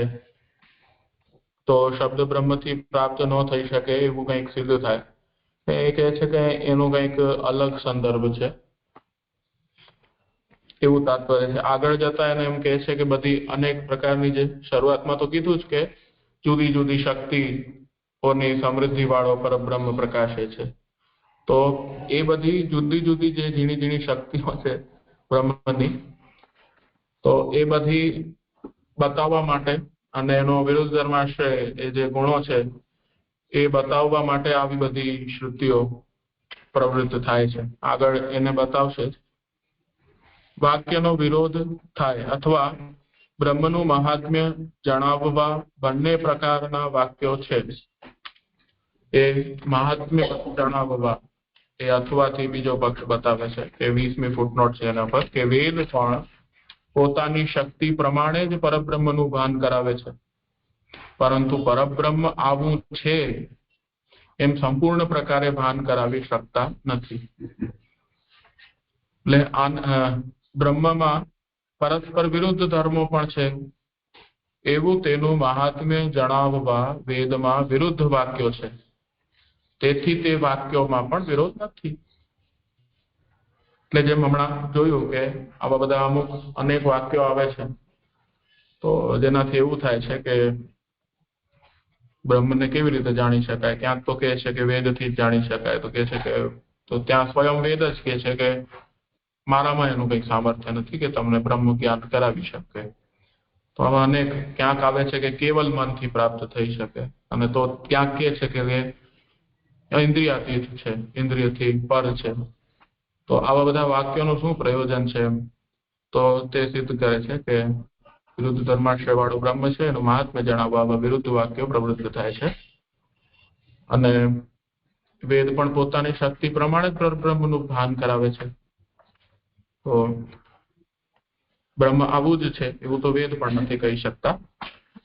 વેદ બ્રહ્મની આનંદની પણ ગણના કરાવે, પણ પછી કહે છે કે આવા અનેક પ્રકારના આનંદ વાળો ગુણધર્મ વાળો બ્રહ્મ છે. તો એવા બધા ઘણા બધા વાક્ય છે. તો બ્રહ્મ અગણિત આનંદ છે એવી રીતે પણ કહે છે.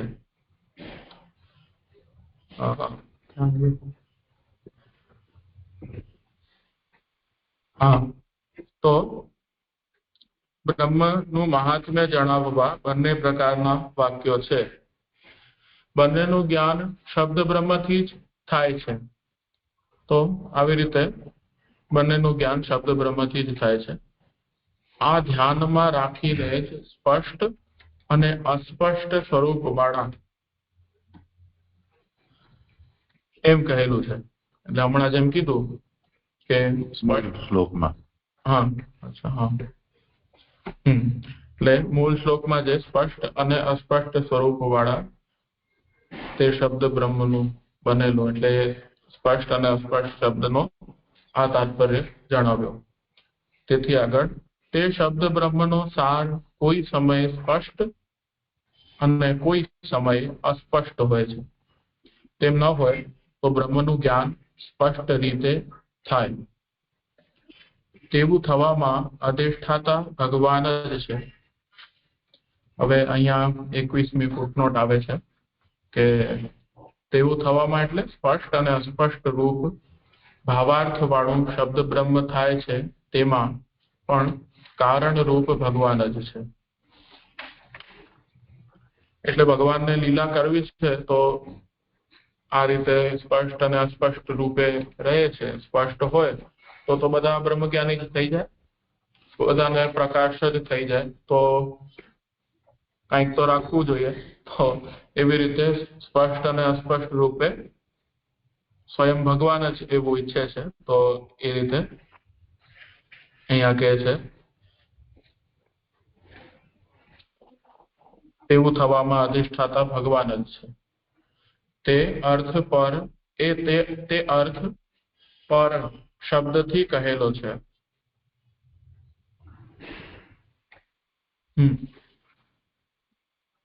તે સ્પષ્ટ અને અસ્પષ્ટ સ્વરૂપ વાળા તે શબ્દ બ્રહ્મનું બનેલું વિસ્તાર વાળું અને જુદી જુદી શક્તિઓની સમૃદ્ધિ વાળું પરબ્રહ્મ પ્રકાશે છે.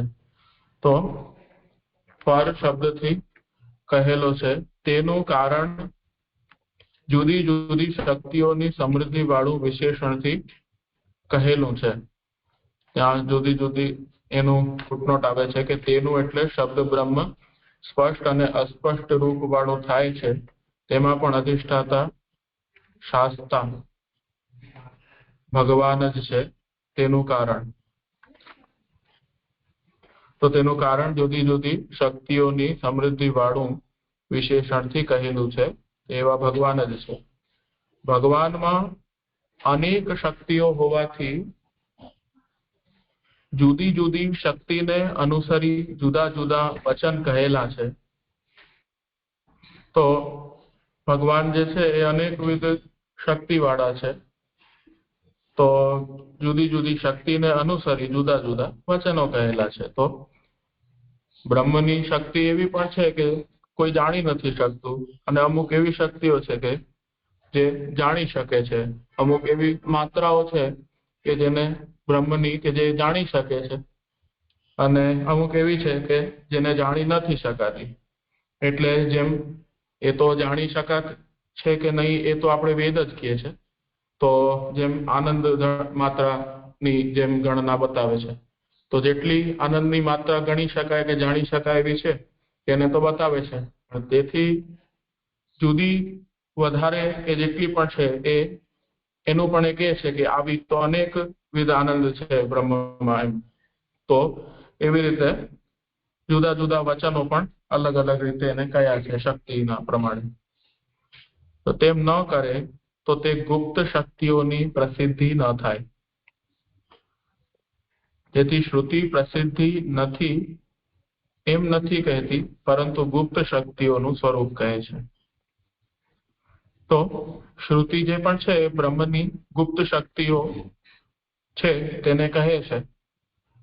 તો આમાં પણ એ જ પક્ષ રહે કે જેટલી શ્રુતિને છે જ્ઞાતમાં એટલું છે, બાકી બીજી પણ એવી અનેક શક્તિઓ હશે એમ. તેમ ન કરે તો ગુપ્ત શક્તિઓની પ્રસિદ્ધિ ન થાય.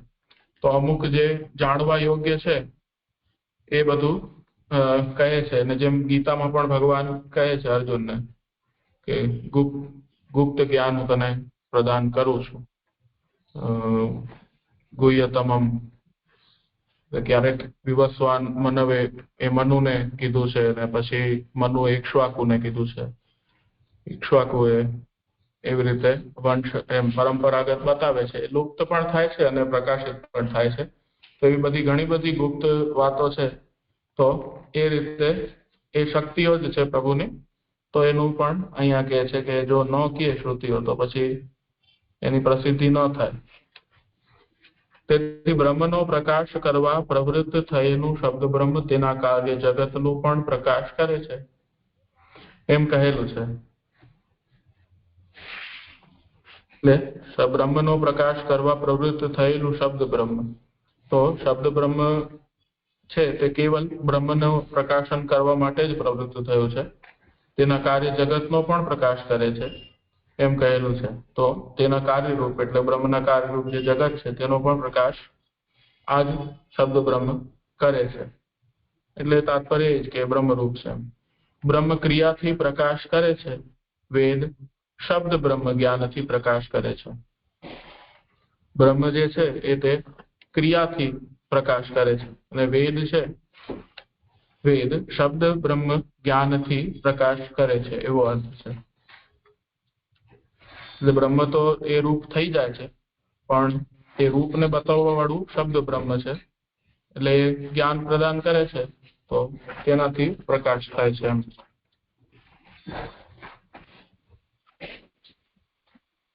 અહીંયા આ રીતે આ શ્લોક તો સંપન્ન થાય છે. કઈ હોય વિચારણી કોઈ?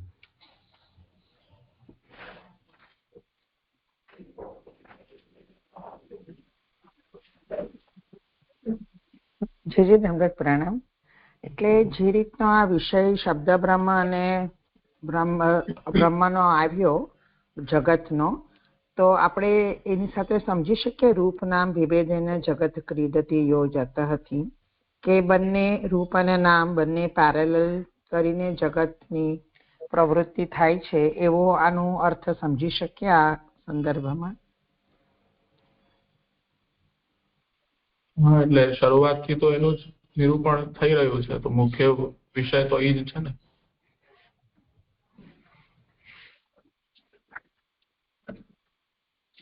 હા, ઠીક છે.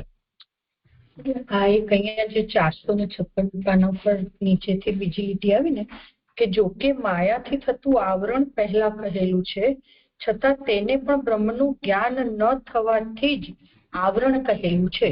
એ ફૂટનોટમાં 16 નંબરમાં આવરણ કહ્યું. આ એક થોડુંક એકદમ સ્પષ્ટ વાક્ય વાંચ્યું એ કહું તો નથી સમજાય. એની સાથેનો મારો પ્રશ્ન છે કરી રહી છું લાલનજી. લાલનજી બહુ જ સુંદર રીતે નિરૂપણ કર્યું. ઘણા બધા પ્રશ્નો સોલ્વ થઈ ગયા. પણ આ એકલું આટલું જે 13મી ફૂટનોટ આવી ને લાલનજી, ત્યાં હવે જો સંયોગ થાય ત્યારે જ તે આવરણ થાય છે. જે ચક્ષુ મન સંયોગ બતાવે એ સંયોગ થાય ત્યારે તે આવરણ થાય છે. એ મને આવરણ કેવી રીતે થાય છે એ સમજ ના પડે.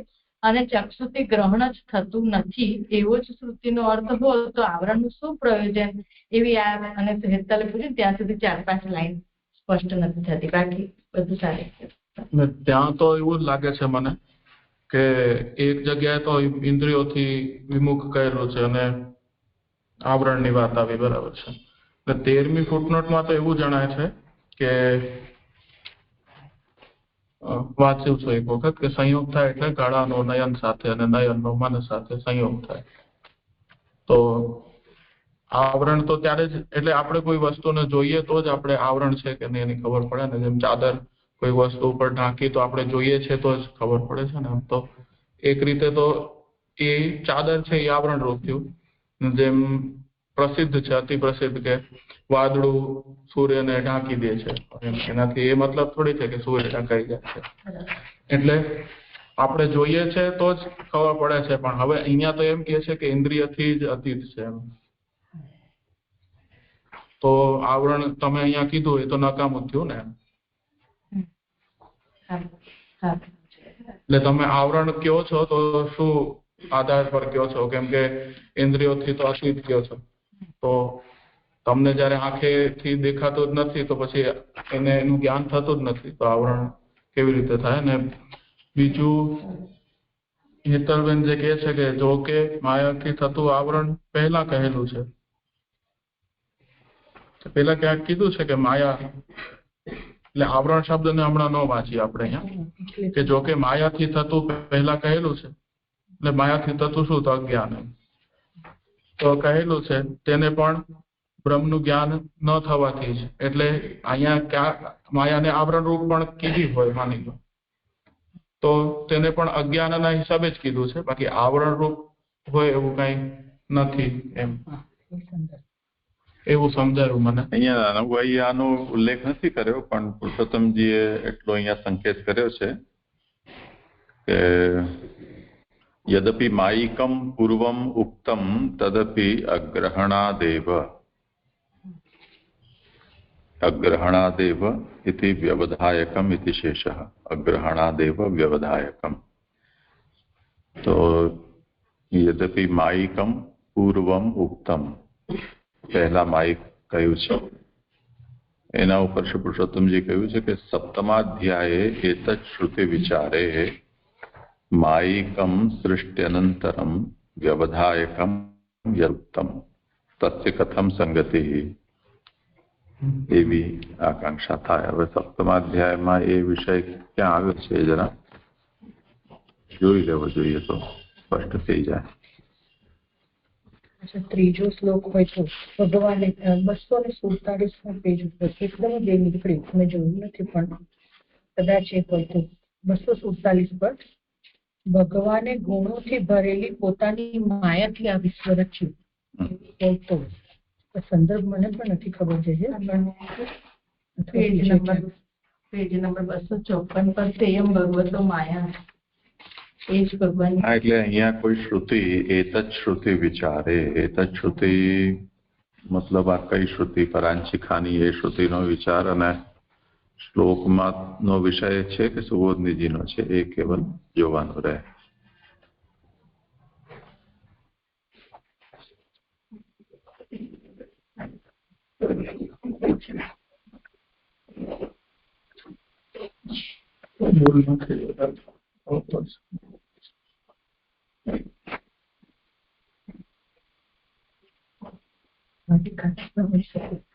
માયા સંબંધ કાર્ય પરિહાર્ય થતો.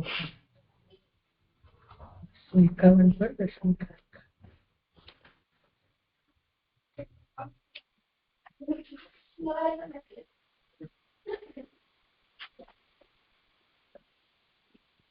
પ્રણામ જીજે. આ વાત પતી ગઈ છે આની ચર્ચા, તો હું મારો પ્રશ્ન પૂછું? ના, નથી. હા હા જીજે.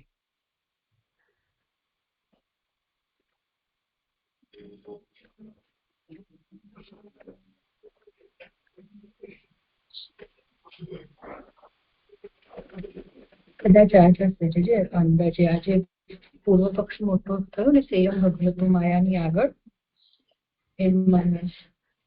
વિરોધ માયા, 2-3 પ્રસંગ એવા આવે છે કે જ્યાં માયાને લીધેલી છે.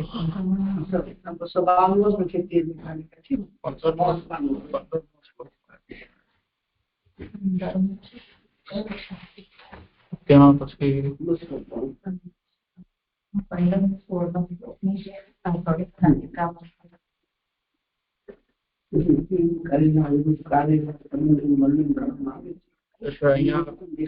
મૂળ સુબોધનીમાં તો આવે છે કે આ માયાને જણાવવાનું. આપ આજ્ઞા કરો, વાંચો. સુબોધની પહેલા તો શ્લોકાર્થ લઈ લઉં છું કે હે વિદ્વાન, હરિના સંબંધ વાળા જીવોને મોહ કરનારી માયાએ રચેલું મૂળ વિનાનું જગત નિરર્થક ભાસે છે એમ આપે બરાબર કહેલું છે. એ વિશ્વનું મૂળ છે તે બહારના પદાર્થોમાં નથી. આ માયા જણાવનારું. કયો પેજ નંબર છે લાલનજી? આપ ક્યાંથી વાંચો? 260 છે. 15મો શ્લોક છે, તેના સુબોધની હવે વાંચું છું. આ માયાને જણાવનારું વચન જે આપે કહ્યું તે બરાબર જ કહેલું છે.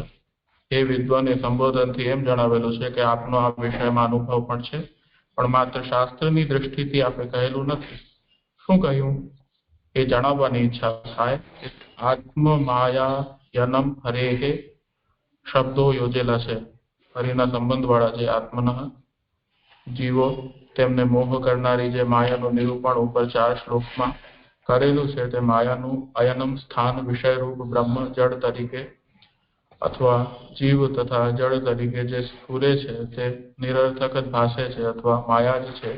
સ્થાન જેનું એવું માયાએ વચ્ચે જે જગત રચેલું છે તે તો નિરર્થક ભાસે. અહીંયા ક્યાંક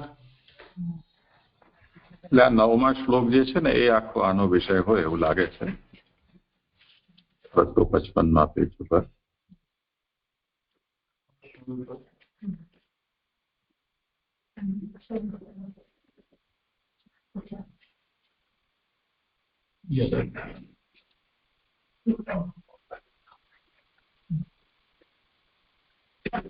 ઠીક છે, પણ એટલે મૂળ તો તાત્પર્ય એ છે કે વ્યવધાનનો જે પૂરો વિષય છે એ અહીંયા સમજવાનો છે કે આવરણ જે છે એ યદિ બ્રહ્મ સ્વયં પ્રકાશ છે તો આવરણ હોય કે ન હોય એનાથી શું ફરક પડે છે. અર્થાત યદિ આવરણ છે અને બ્રહ્મ નથી જાણી શકાતો, અનુભવી શકાતો, તો બ્રહ્મ સ્વયં પ્રકાશ હોય તોય શું અને સ્વયં પ્રકાશ ન હોય તોય શું. અહીંયા વ્યવધાન એ પ્રકારનું બતાવવાનો શું અભિપ્રાય છે. આંખોથી જો ગ્રહણ કરી શકાય એવું ન હોય, જેમ અહીંયા કહ્યું કે યદિ સંયુક્તેપી તદ વ્યવધાયકમિતિ મન્યતે તદા ચક્ષુષામ ગ્રહણમેવ શ્રૌતમસ્તુ કિમ વ્યવધાનેન. એટલે ઇન્દ્રિયનો વિષય સાથે સંયોગ થાય તેમ છતાં પણ વ્યવધાયકતા બનેલી રહે એવી રીતે જો તમે માનતા હો તો તે સ્થિતિમાં ચક્ષુષામ અગ્રહણમેવ શ્રૌતમસ્તુ. આંખોથી નથી દેખાતું એમ કહો ને તમે, વ્યવધાન બોલવાની જરૂર શું છે. તો અહીંયા અન્યદ્યુષ્માકમ બભૂવ એ જે શ્રુતિ છે એ શ્રુતિમાં એનું નિરાકરણ એ રીતે આપવામાં આવ્યું છે કે અહીંયા જે વ્યવધાયકતા જે છે એ જીવની ભોગેચ્છા છે. તો ભોગેચ્છા છે તો બ્રહ્મ સામે છે, એની સાથે તમારો ઇન્દ્રિયનો સંયોગ પણ થઈ રહ્યો છે, તેમ છતાં પણ એનું જ્ઞાન નહીં થાય. એટલે જીવાત્માની જે ભોગેચ્છા છે એટલે અન્યાસક્તિ છે એના નિંદા માટે આ વાત કહેવામાં આવી રહી છે. અહીંયા બ્રહ્મ અને જીવના વચ્ચે વ્યવધાન કોઈ ભીત ચણી દેવામાં આવી છે એ અર્થમાં નથી સમજવાનું. અને તે જ રીતે યદપિ ભોગે માયિકમ પૂર્વમ ઉક્તમ, 7મા અધ્યાયમાં જે માયિકતાની જે વાત થઈ છે, તદપિ અગ્રહણાદેવ કે ગ્રહણ એનું થઈ નથી શકતું, તેથી જ એની માયિકતા કહેવામાં આવી છે.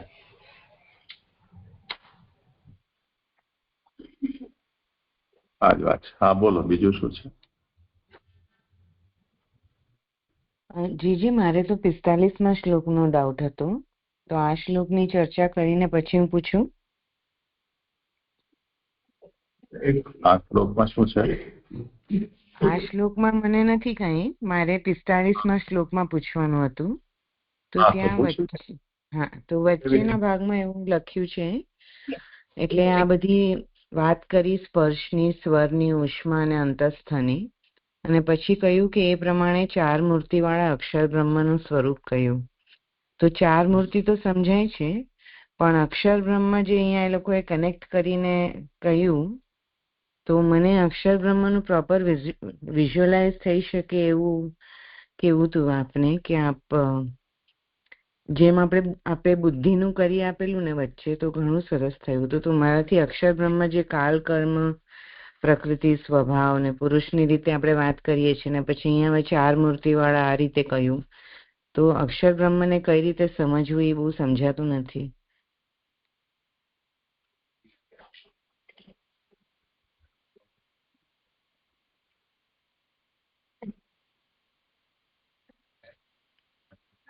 મને એમ લાગે છે કે આ જે અક્ષર બ્રહ્મ એમાં લખ્યું છે એની જગ્યાએ શબ્દ બ્રહ્મનો અભિપ્રાય હશે એમનો.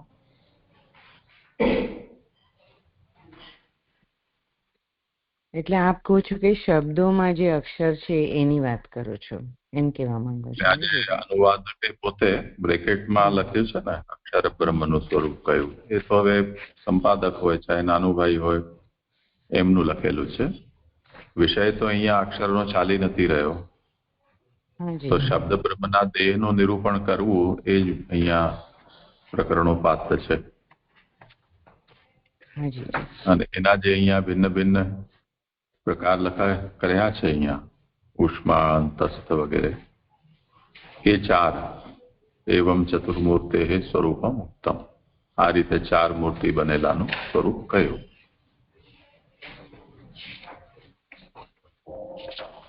જી જી જી. અને જીજી, અત્યારે તો આ વિષય મેચ નથી થતો, પણ જ્યારે પરબ્રહ્મની વાત કરીએ છીએ ત્યારે અક્ષર બ્રહ્મ હમણાં આપ કહી શકો થોડું, કે પછી જ કરશું? શું?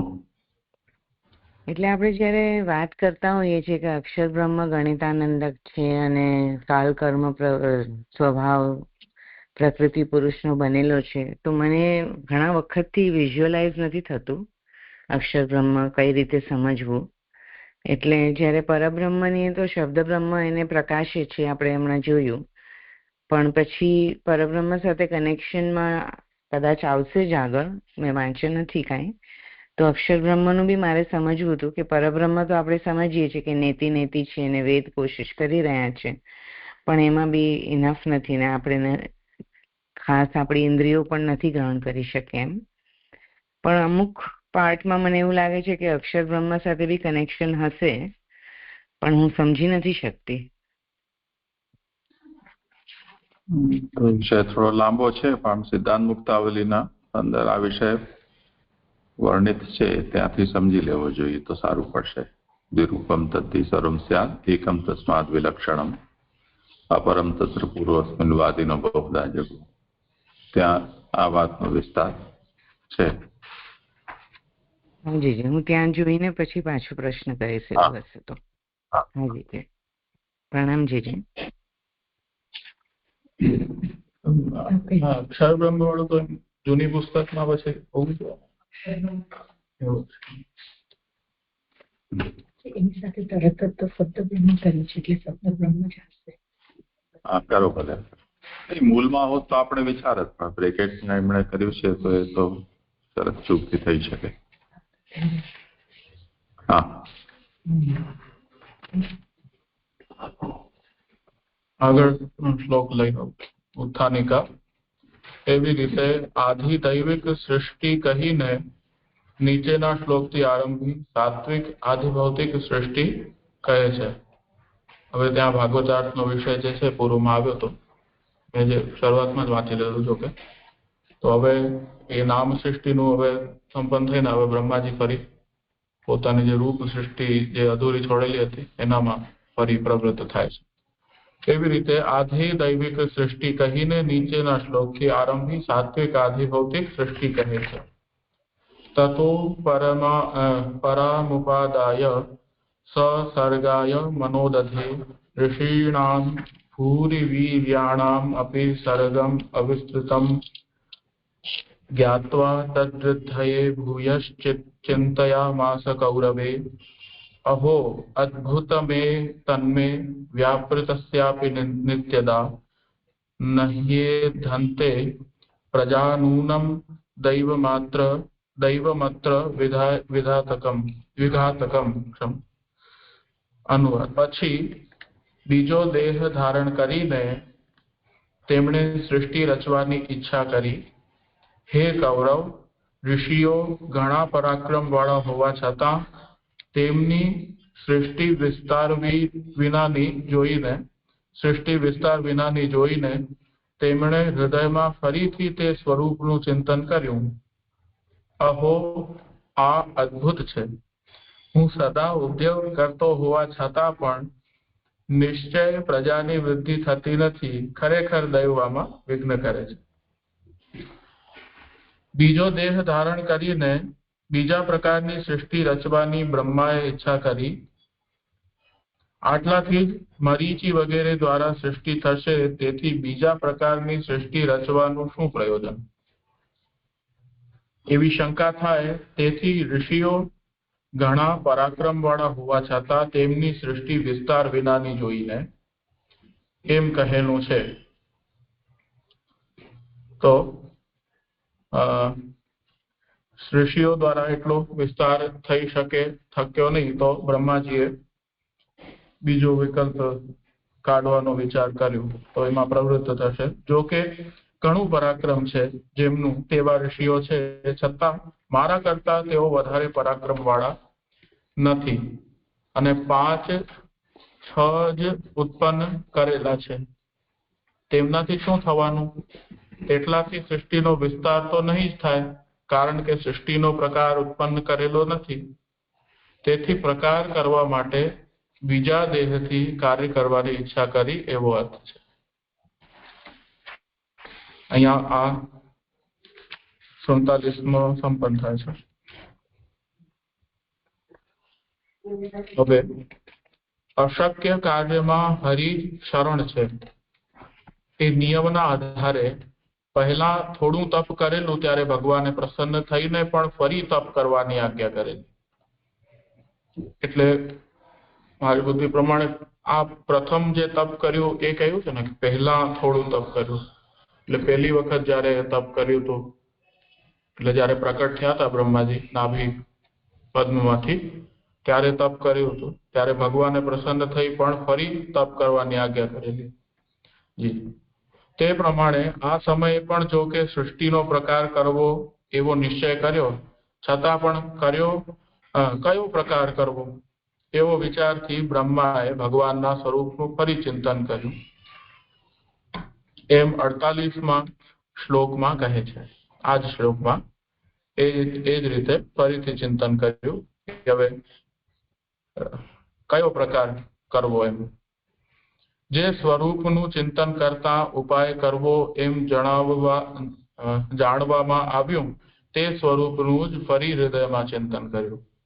પૂર્વમાં જે સ્વરૂપનું ચિંતન કર્યું તો તે સ્વરૂપનું ફરી ચિંતન કર્યું.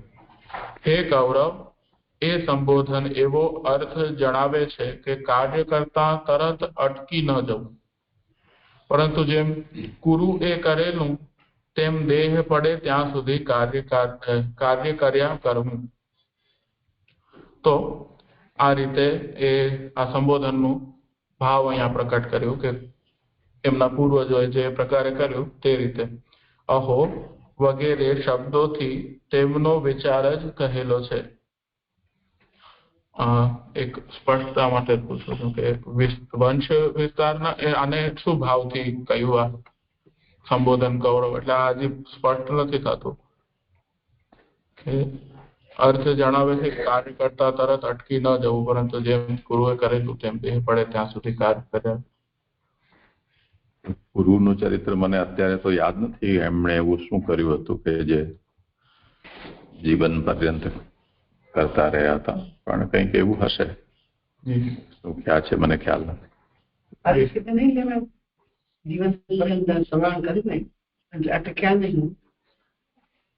એ કુરુ રાજાના સંબંધથી કૌરવ હોય ને, એટલે કુરુ રાજાનો જ સંબંધ કંઈક હશે. અહો વગેરે શબ્દોથી તેમનો વિચાર જ કહેલો છે. પ્રકાર કરેલો હશે તો પણ ભગવાન અનુકૂળ નહીં હોય તો તે ફળશે નહીં.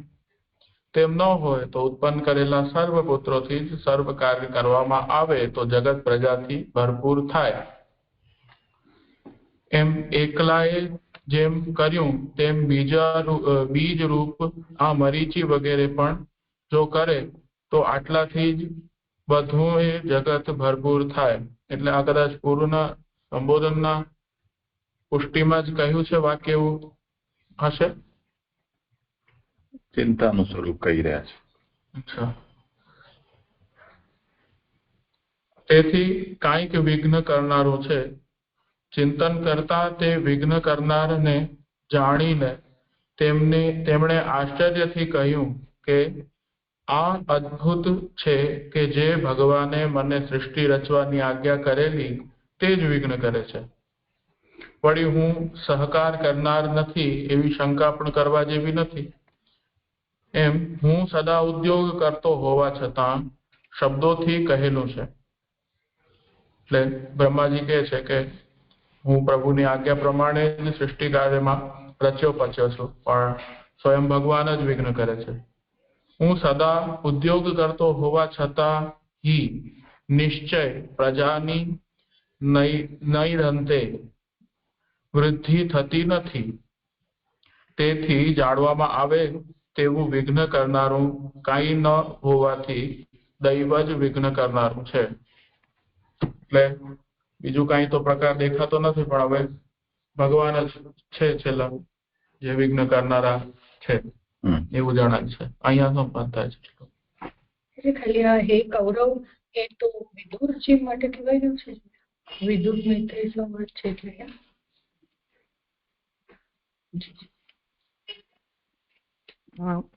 લાલનજી અહીંયા એ પૂછવું છે કે જે નીચેથી ચોથી લાઈન કરી ને કે ભગવાને મને આજ્ઞા કરી હતી તે જ વિઘ્ન કરે છે, તો એ કેવી રીતે વિઘ્નરૂપ થાય એમની આજ્ઞા? એ ન સમજ પડી.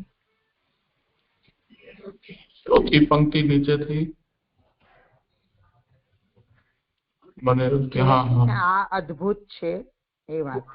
ચિંતન કરતા તે વિઘ્ન કરનારને જાણીને તેમણે આશ્ચર્યથી કહ્યું કે આ અદ્ભુત છે કે જે ભગવાને મને સૃષ્ટિ રચવાની આજ્ઞા કરેલી તે જ વિઘ્ન કરે છે. તે જ એટલે તે જ ભગવાન વિઘ્ન કરે છે. અચ્છા, મને આજ્ઞા લાગ્યું આજ્ઞા વિઘ્ન કરે છે. હા, દૈવ ઈચ્છા બરાબર છે. અને જે 47માં શ્લોક સંપન્ન થયો ત્યાં એવું કહ્યું કે બીજા દેહથી કાર્ય કરવાની ઈચ્છા કરી, તો જ્યારે એ વાણીની પાછળ ગયા અને એમણે દેહ ત્યાગ કર્યો પછી નવો દેહ કર્યો, તો એ જ આ દેહ છે કે હજી ફરીથી નવો દેહ થયો? એ પૂછું છું. એ જ છે, ઈચ્છારૂપ દેહ છે. હા, થયું મારું. પ્રણામજી. મારું એવું પણ અહીંયા સંપન્ન થાય છે. જે દંડવત પ્રણામ. હવે મારો ટર્ન છે. કરું? કોઈને પ્રશ્ન ન હોય તો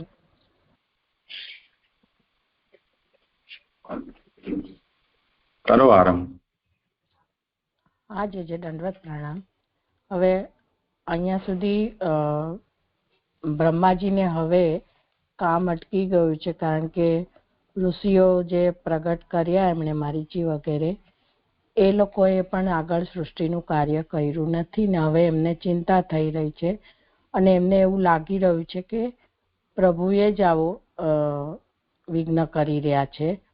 એટલે હું તો મારી રીતે ઉદ્યોગ કરું છું, છતાં પણ અત્યારે દેવે જ વિઘ્ન કરનારું છે એવું એમને લાગ્યું.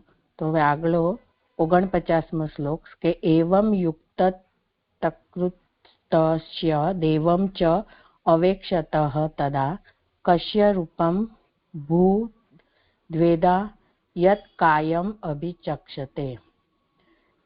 એ પ્રમાણે યોગ્ય કરીને બ્રહ્મા દેવની રાહ જોતા હતા. ત્યારે તેમના દેહના 2 ભાગ થયા, જેને લોકો કાય કહે છે.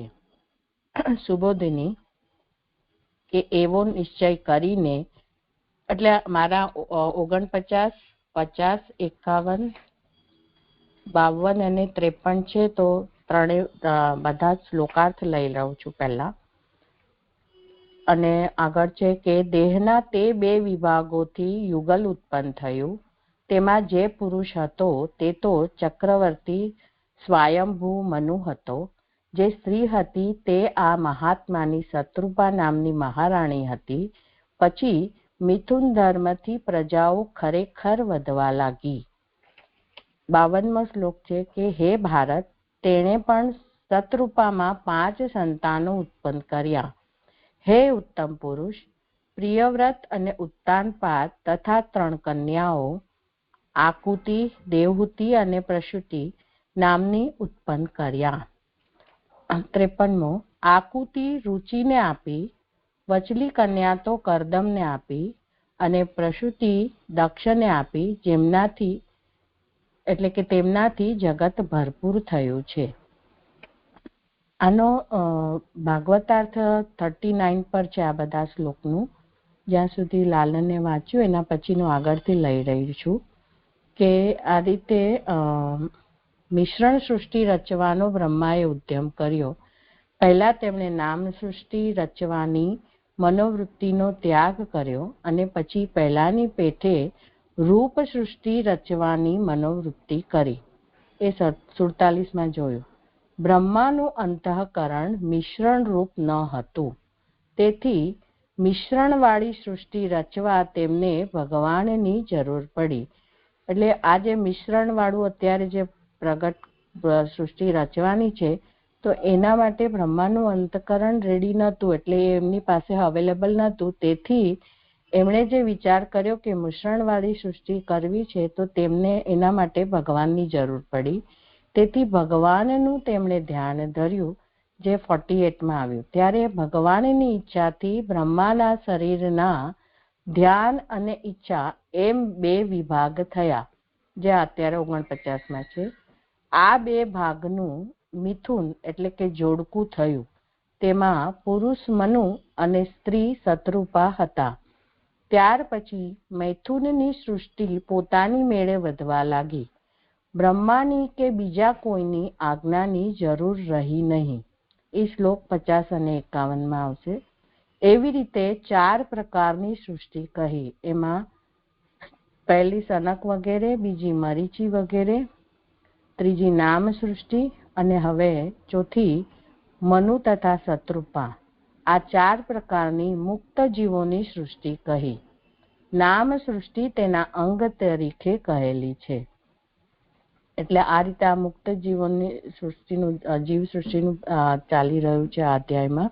તો આ પ્રમાણે 4 એમાં છેલ્લી મનુ તથા શત્રુપાની હવે આ શ્લોકમાં આવી રહી છે.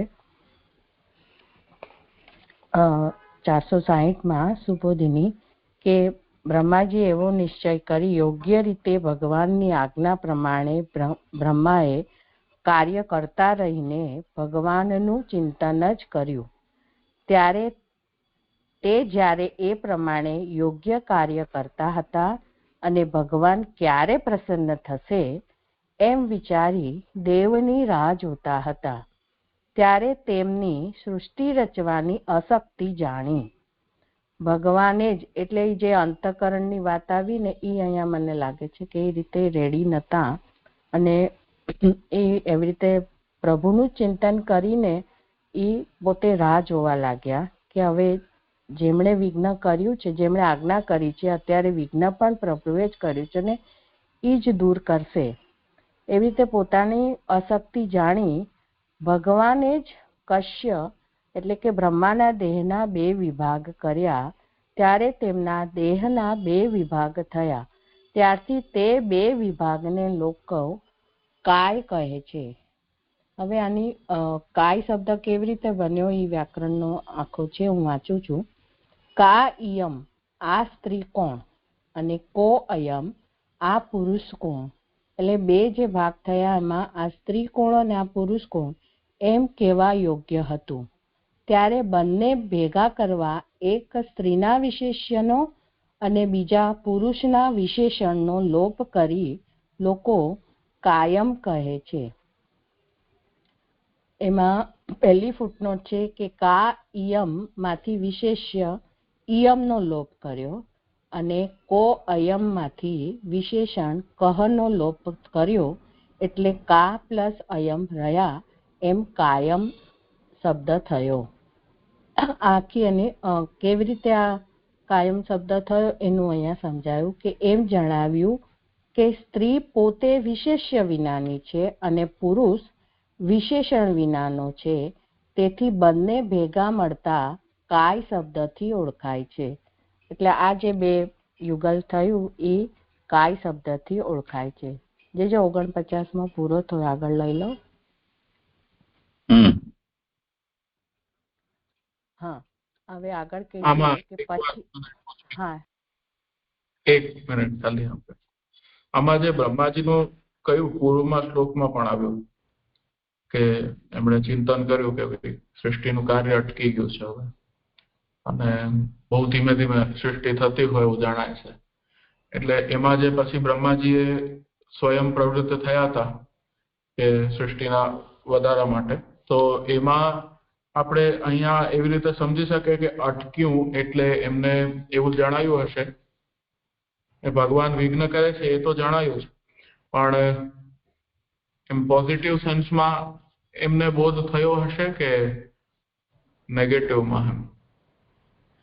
કેમ કે જેમ બે રીતે થઈ શકે ને કે ભગવાનની ઈચ્છા નથી કે મારાથી કઈ ભૂલ થઈ છે એવી રીતે, અથવા કંઈક બીજી રીતે પ્રભુની ઈચ્છા હોઈ શકે એવું.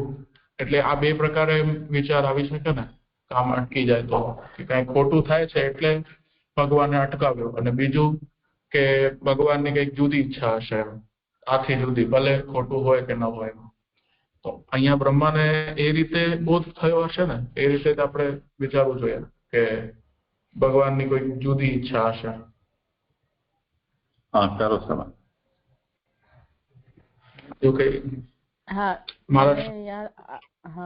આપના ક્વેશ્ચન થી લાલનજી મને એવું સમજાઈ રહ્યું છે કે અહીંયા જ એ કહે છે કે બ્રહ્માજીએ જે નિશ્ચય કર્યો છે કે કારણ કે સામે એમને જે સૃષ્ટિની આજ્ઞા કરી હતી કરવાનું કાર્ય, એ ક્યાંય કઈ અત્યારે અટકી ગયું છે. કારણ કે એમના જે પુત્રો જે ઋષિ જેવા હતા, તો એ લોકો પરાક્રમ કરવા વાળા હોવા છતાં પણ મારા કરતા તેઓ વધારે પરાક્રમ વાળા નથી એવું એમને પુરવાર થયું કે હવે આ લોકો દ્વારા તો હવે સૃષ્ટિ થવાની કઈ ચાન્સ દેખાતા નથી. એટલે જેમ મહાપ્રભુજીને ચિંતા થઈ તે એવી રીતે અત્યારે એમને ચિંતા થઈ છે કે આગળની સૃષ્ટિ કેવી રીતે થશે. એટલા માટે એમને ભગવાનનું શરણ લીધું, અને આ જે વિઘ્ન આવી રહ્યું છે અત્યારે સ્ટોપ થઈ ગયું છે જે સૃષ્ટિનું કાર્ય, તેમાં એમને ભગવાનનું શરણ લીધું અને એમણે જ આ અટકાવ્યું છે અને એ જ દૂર કરશે એ રીતનું એમને થયું કે હું તો મારી રીતે ઉદ્યોગ કરું જ છું, છતાં પણ અત્યારે કામ અટકી ગયું છે.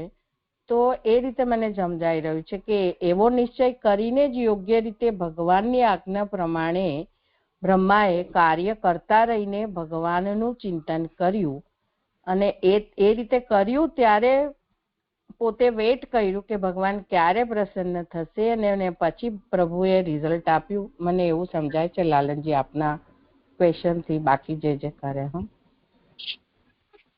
એટલે જેમ આપણે જોઈએ છે કે જયારે સરસ્વતીની પાછળ જે દોડ્યા એ વિકારયુક્ત ગુણના કારણે, એના પછી જે એમના પુત્રો એમને અટકાવ્યા, ત્યાં એ નિરૂપણ એવું આવે છે કે તેમને અટકાવ્યા અને એમને કીધું કે આ તમે ઠીક નથી કરતા. એટલે પછી ત્યાં જોઈએ તો એવું જ લાગે કે કંઈક એમને ખોટું કર્યું હોય એવો એમને બોધ થયો હોય, અને ત્યાં તો એવું પણ આવે છે કે ભગવાનની કઈ આજ્ઞા લીધા વગર પાછું એ કાર્ય કર્યું હતું એમણે. તો એ મને હમણાં યાદ આવ્યું વિશે.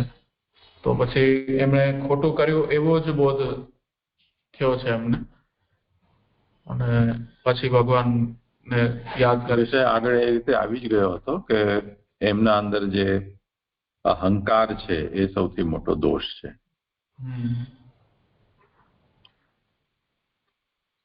તો અહીંયા આવ્યા આ ક્ષણ સુધી એમની હવે સ્થિતિ એ થઈ કે એમનો અહંકાર હવે નિવૃત્ત થયો છે. તો અશક્ય હરિરેવાસ્તિ ન્યાયમ આશ્રિત્ય પૂર્વમ પ્રસન્નોપી ભગવાન પુનઃ તપાદિષ્ટવાન. તો હવે ભગવાન જ એક શરણ છે. તો એ અહંકારને કારણે એમણે જે પણ કર્યું એમાં બધામાં જ સૃષ્ટિનો વિસ્તાર ન થયો. એમને કંઈક ને કંઈક પેદા કરતા રહ્યા, પરંતુ સૃષ્ટિનો વિસ્તાર થાય તે જાતનું પરિણામ એમનાથી આવ્યું નહીં. તો હવે એમને સમજ આવી ગઈ છે વિષય. અને બીજું એ પૂછવું હતું કે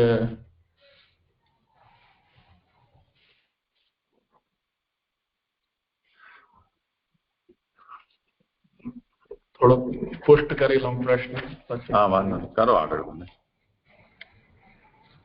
હા છે.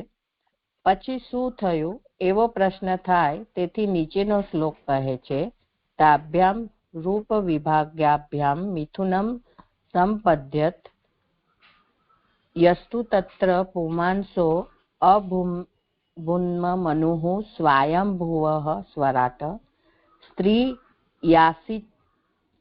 યાસિચ્છ શત્રુપાખ્યા મહિષ્યસ્ય મહાત્મનઃ તદા મિથુન ધર્મેણે પ્રજાહિયયમ ધામ ભુવિરે. શ્લોકાર્થ. દેહના તે બે વિભાગોથી યુગલ ઉત્પન્ન થયું. તેમાં જે પુરુષ હતો તે તો ચક્રવર્તી સ્વયંભૂ મનુ હતો. જે સ્ત્રી હતી તે મહાત્માની શત્રુપા નામની મહારાણી હતી. પછી મિથુન ધર્મથી પ્રજાઓ ખરેખર વધવા લાગી. સુબોધિની. તે એટલે કે ભગવાને કરેલા દેહના વિભાગો એટલે બે ભાગો હતા. જે બ્રહ્માજીના દેહના બે ભાગ ભગવાને કર્યા હતા તે બે ભાગ હતા. તેમ ભગવાને કરેલા ન હોય તો કાર્ય એટલે કે દેહનો નાશ થતા તેના બે ભાગોથી કાંઈ ઉત્પન્ન ન થાય. એટલે આ કાર્ય જે વિભાગનું જે ભગવાને કર્યું છે, જો ભગવાને ન કર્યું હોય તો એ દેહનો બે ભાગ થવાને લીધે નાશ થાય અને આગળ એનાથી કોઈ પણ કાંઈ પણ ઉત્પન્ન ન થાય. તેથી ભગવાને કરેલા બે ભાગોથી એક યુગલ ઉત્પન્ન થયું. કારણ કે આ પ્રભુ દ્વારા થયું છે એટલે આ બે ભાગથી પણ યુગલ ઉત્પન્ન થયું છે, એક પુરુષ અને સ્ત્રી. અને યુગલ એ એક કાર્ય છે. નહીં તો અર્ધભાગ એ શ્રુતિ પ્રમાણે પુરુષ અર્ધભાગ જ છે. નહીં તો પછી એમ કે પુરુષ રૂપી જે અર્ધભાગ જે થાય તો એ શ્રુતિ પ્રમાણે તો પુરુષ તો અર્ધભાગ જ છે. ઉત્પન્ન થયું શબ્દથી એમ જણાવેલું છે કે ભગવાને કરેલું કાર્ય પ્રયાસ વિના જ થયું.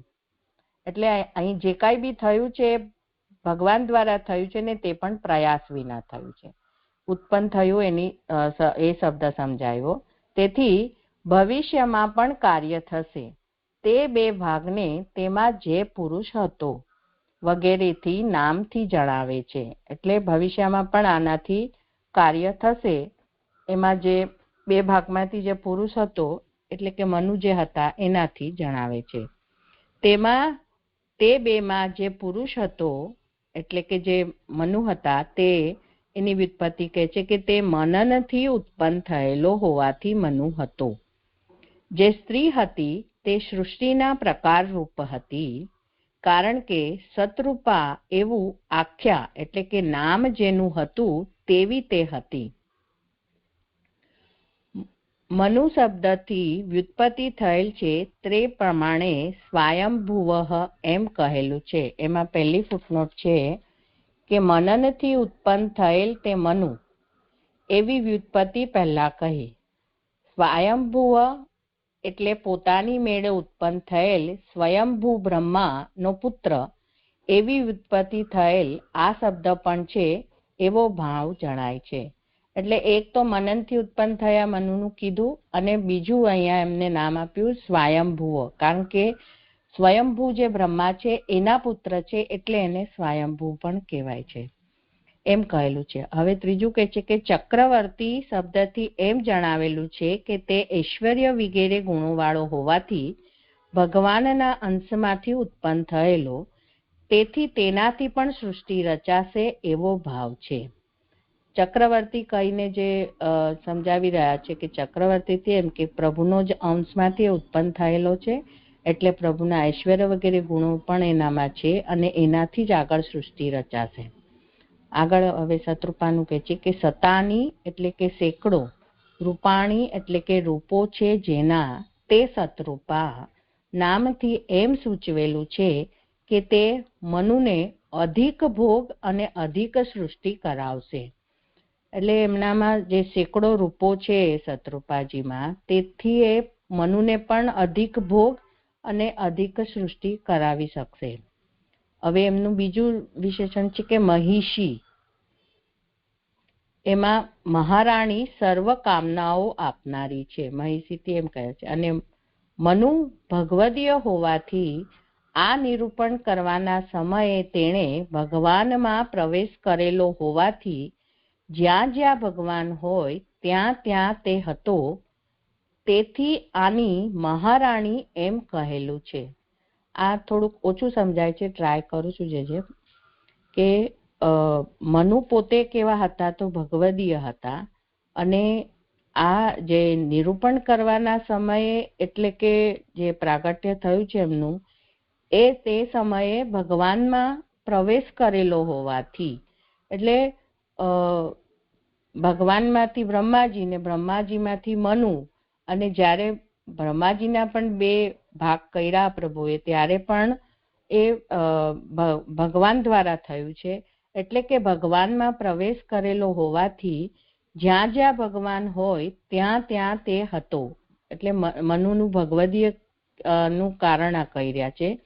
અને એની મહારાણી, એ મનુની મહારાણી એમ કહેલું છે. મહાત્માની શબ્દ આ જ અર્થ જણાવે છે.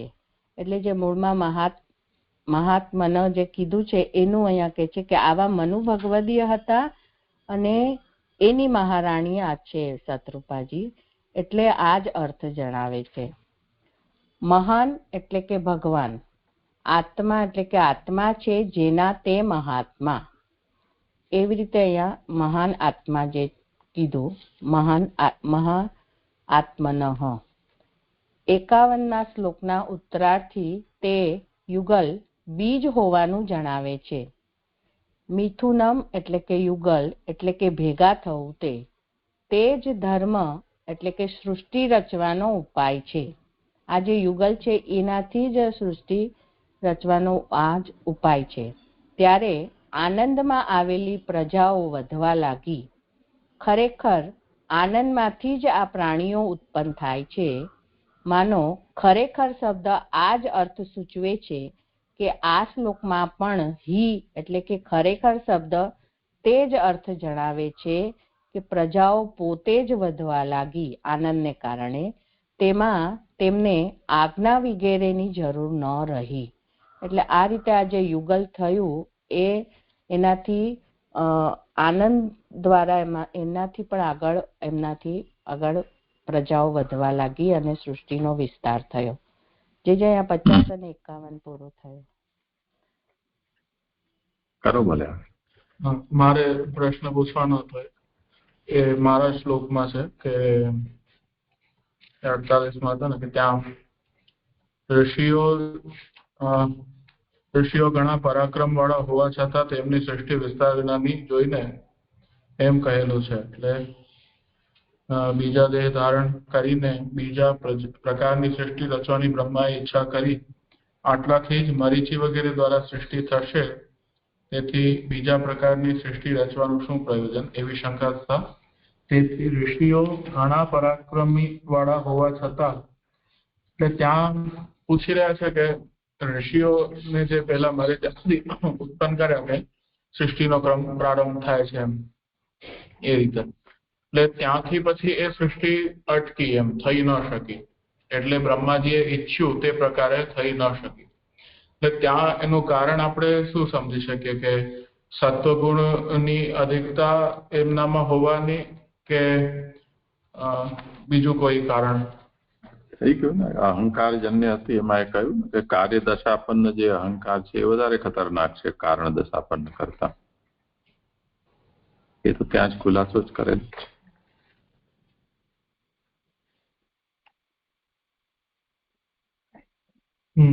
અચ્છા, હા, અચ્છા, એટલે આ પૂર્વ જે ગયો એ વિષયનું જ ચાલે છે. હા, મને આ અહીંયાથી નવું આરંભ થયું ને એવું જણાયું, એટલે મને આવો પ્રશ્ન થયો. ઠીક, સ્પષ્ટ થયું. હા જે હવે આગળ 52મો શ્લોક કે એ પ્રમાણે મૈથુન એટલે કે પ્રજાની ઉત્પત્તિનો પ્રકાર છે એમ જણાવીને નીચેના શ્લોકમાં પહેલા યુગલને તે પ્રકારનો સંબંધ કરાવે છે. સ ચાપી સતરૂપાયામ પંચ આપત્યાન્ય જીજનત પ્રિયવ્રત ઉત્તાનપાદો તિહિસ્ત્રઃ કન્યાશ્ચ ભારત આકુતિ દેવહૂતિશ્ચ પ્રસૂતિ ઇતિ સત્તમ. હે ભારત, તેણે પણ શત્રુપામાં 5 સંતાનો ઉત્પન્ન કર્યા. હે ઉત્તમ પુરુષ, પ્રિયવ્રત અને ઉત્તાનપાદ તથા 3 કન્યાઓ આકુતિ, દેવહૂતિ અને પ્રસૂતિ નામની ઉત્પન્ન કર્યા. હવે અહીંયા પહેલી લાઈન છે કે તે જીવ હોવા છતાં, એમાં લાસ્ટ ટાઈમ આપણે કરાવ્યું હતું કે તે બીજ હોવા છતાં, ઉપર બી જે કીધું ને બીજી લાઈનમાં કે ઉત્તરાથી તે યુગલ બીજ હોવાનું જણાવે છે, એટલે જીવની બદલે બીજ કરાવ્યું હતું લાસ્ટ ટાઈમ. બરાબર છે ને જે? તે બીજ હોવા છતાં અને ચ એટલે કે અને શબ્દથી જણાવ્યું તેમ ભગવાન હોવા છતાં તેણે 5 સંતાનો ઉત્પન્ન કર્યા. એટલે જ્યાં યુગલ હતું જે મનુને શત્રુપા, એમણે બીજરૂપ હોવાને કારણે અને ભગવાન હોવાને કારણે તેમણે 5 સંતાનો, એવું હોવા છતાં પણ એમણે 5 સંતાનો ઉત્પન્ન કર્યા. તેથી જ તેના પુત્રો 2 પ્રકારના હતા. હવે એમાં બાયફર્કેશન સમજાવે છે કે મનુ જીવના પ્રધાનપણામાં ઉત્તાનપાદ મુખ્ય હતો, એટલે મનુમાં જે જીવનું પ્રધાનપણું હતું એના દ્વારા ઉત્તાનપાદ જે મુખ્ય થયા, અને તે વિસર્ગમાં ઉપયોગી છે. એમાં પહેલી ફૂટનોટ છે કે વિસર્ગ એટલે 4થા સ્કંદમાં વર્ણવેલી વિસર્ગ લીલામાં જુઓ અધ્યાય 8મો, કે જ્યાં ઉત્તાનપાદનું આખું છે ત્યાં. પછી આગળ કે છે કે ભગવાનના પ્રધાનપણામાં પ્રિયવ્રત મુખ્ય હતો. ઉપર જીવના પ્રધાનપણામાં ઉત્તાનપાદ અને ભગવાનના પ્રધાનપણામાં પ્રિયવ્રત મુખ્ય હતો. તે સ્થાનમાં ઉપયોગી છે. એમાં પણ જે સ્થાનમાં પહેલી જ નોટમાં છે કે સ્થાનમાં એટલે કે 5મા સ્કંદમાં વર્ણવેલી સ્થાન લીલામાં જુઓ અધ્યાય 1, કે જ્યાં પ્રિયવ્રતનું આવી રહ્યું છે. એવી રીતે અહીંયા જીવ અને ભગવાનના પ્રધાનપણામાંથી બંનેનું ઉત્તાનપાદ અને પ્રિયવ્રતનું 2 પ્રકાર કીધા, તેના 2 પ્રકારના પુત્ર હતા. વળી એક કન્યા હતી, એટલે પહેલી જે કન્યા હતી જે આકૃતિની વાત કરે છે, બીજી પુત્રી ભગવદીય હતી. તેથી તે પુત્રીઓમાં મુખ્ય છે, છતાં સર્ગ સૃષ્ટિમાં ઉપયોગી હોવાથી અહીં જ તે કહેલી છે. એમાં બીજી ફૂટનોટ છે કે આ સ્કંદના અધ્યાય 21 થી સ્કંદ પૂરો થતા સુધી દેવહૂતિનું નિરૂપણ છે, જે આપણને આગળ આવશે 3જા સ્કંદમાં કપિલજીનામાં. તો અહીંયા કહે છે કે આ ભગવદીય હતી અને મુખ્ય હતી, તેથી જ અહીંયા કહેલી છે. હવે ત્રીજી કન્યા સ્ત્રીની પ્રાર્થનાથી ઉત્પન્ન કરેલી. એ પ્રમાણે બધા મળી 5 સંતાનો હતા. શતરૂપામાં શબ્દથી એમ જણાવેલું છે કે તે માત્ર સંતાન ઉત્પન્ન કરવાનું સ્થાન હતી. એટલે સતરૂપા જે હતા એ ફક્ત સ્થાન રૂપ હતું સંતાનને ઉત્પન્ન કરવા માટેનું, પરંતુ પોતે ઉત્પન્ન કરનારી ન હતી, અને તેથી 5 સંતાનો પ્રાકૃત ન હતા. એટલે આ રીતે જે સંતાનો બી છે આમના દ્વારા એ પણ પ્રાકૃત નથી, પણ અપ્રાકૃત જ છે. પ્રિયવ્રત અને ઉત્તાનપાદ 2 પુત્ર હતા. પુરુષો સાથે સ્ત્રીઓનું નામ લેવું યોગ્ય નથી, તેથી 3 કન્યાઓ એમ વચ્ચે કહેલું છે. એટલે કે અહીંયા 3 કન્યાઓ જે કીધું, 2 પુત્ર ને પ્રિયવ્રત, ઉત્તાનપાદ અને 3 કન્યા, એ રીતે જે કીધું છે કે 3 કન્યાના નામ નથી કીધેલા, કારણ કે સ્ત્રીઓનું નામ લેવું યોગ્ય નથી. પછી કહે છે કે હે ભારત, એ સંબોધન વિદુરને મોહ ન થાય તે માટે કરેલું છે. કે જે સ્ત્રીની વાત કરી રહ્યા છે એટલા માટે અહીંયા કહે છે કે હે ભારત, કે વિદુરને અહીંયા મોહ ન થાય. સ્ત્રીનો પ્રસ્તાવ પણ મોહ કરાવનારો છે, કે સ્ત્રીની વાર્તા આવે તો પણ એ મોહ કરાવી શકે છે, એટલા માટે હે ભારત સંબોધન કર્યું છે. આકૃતિ વગેરે તેમના નામો કહે છે. ઇતિ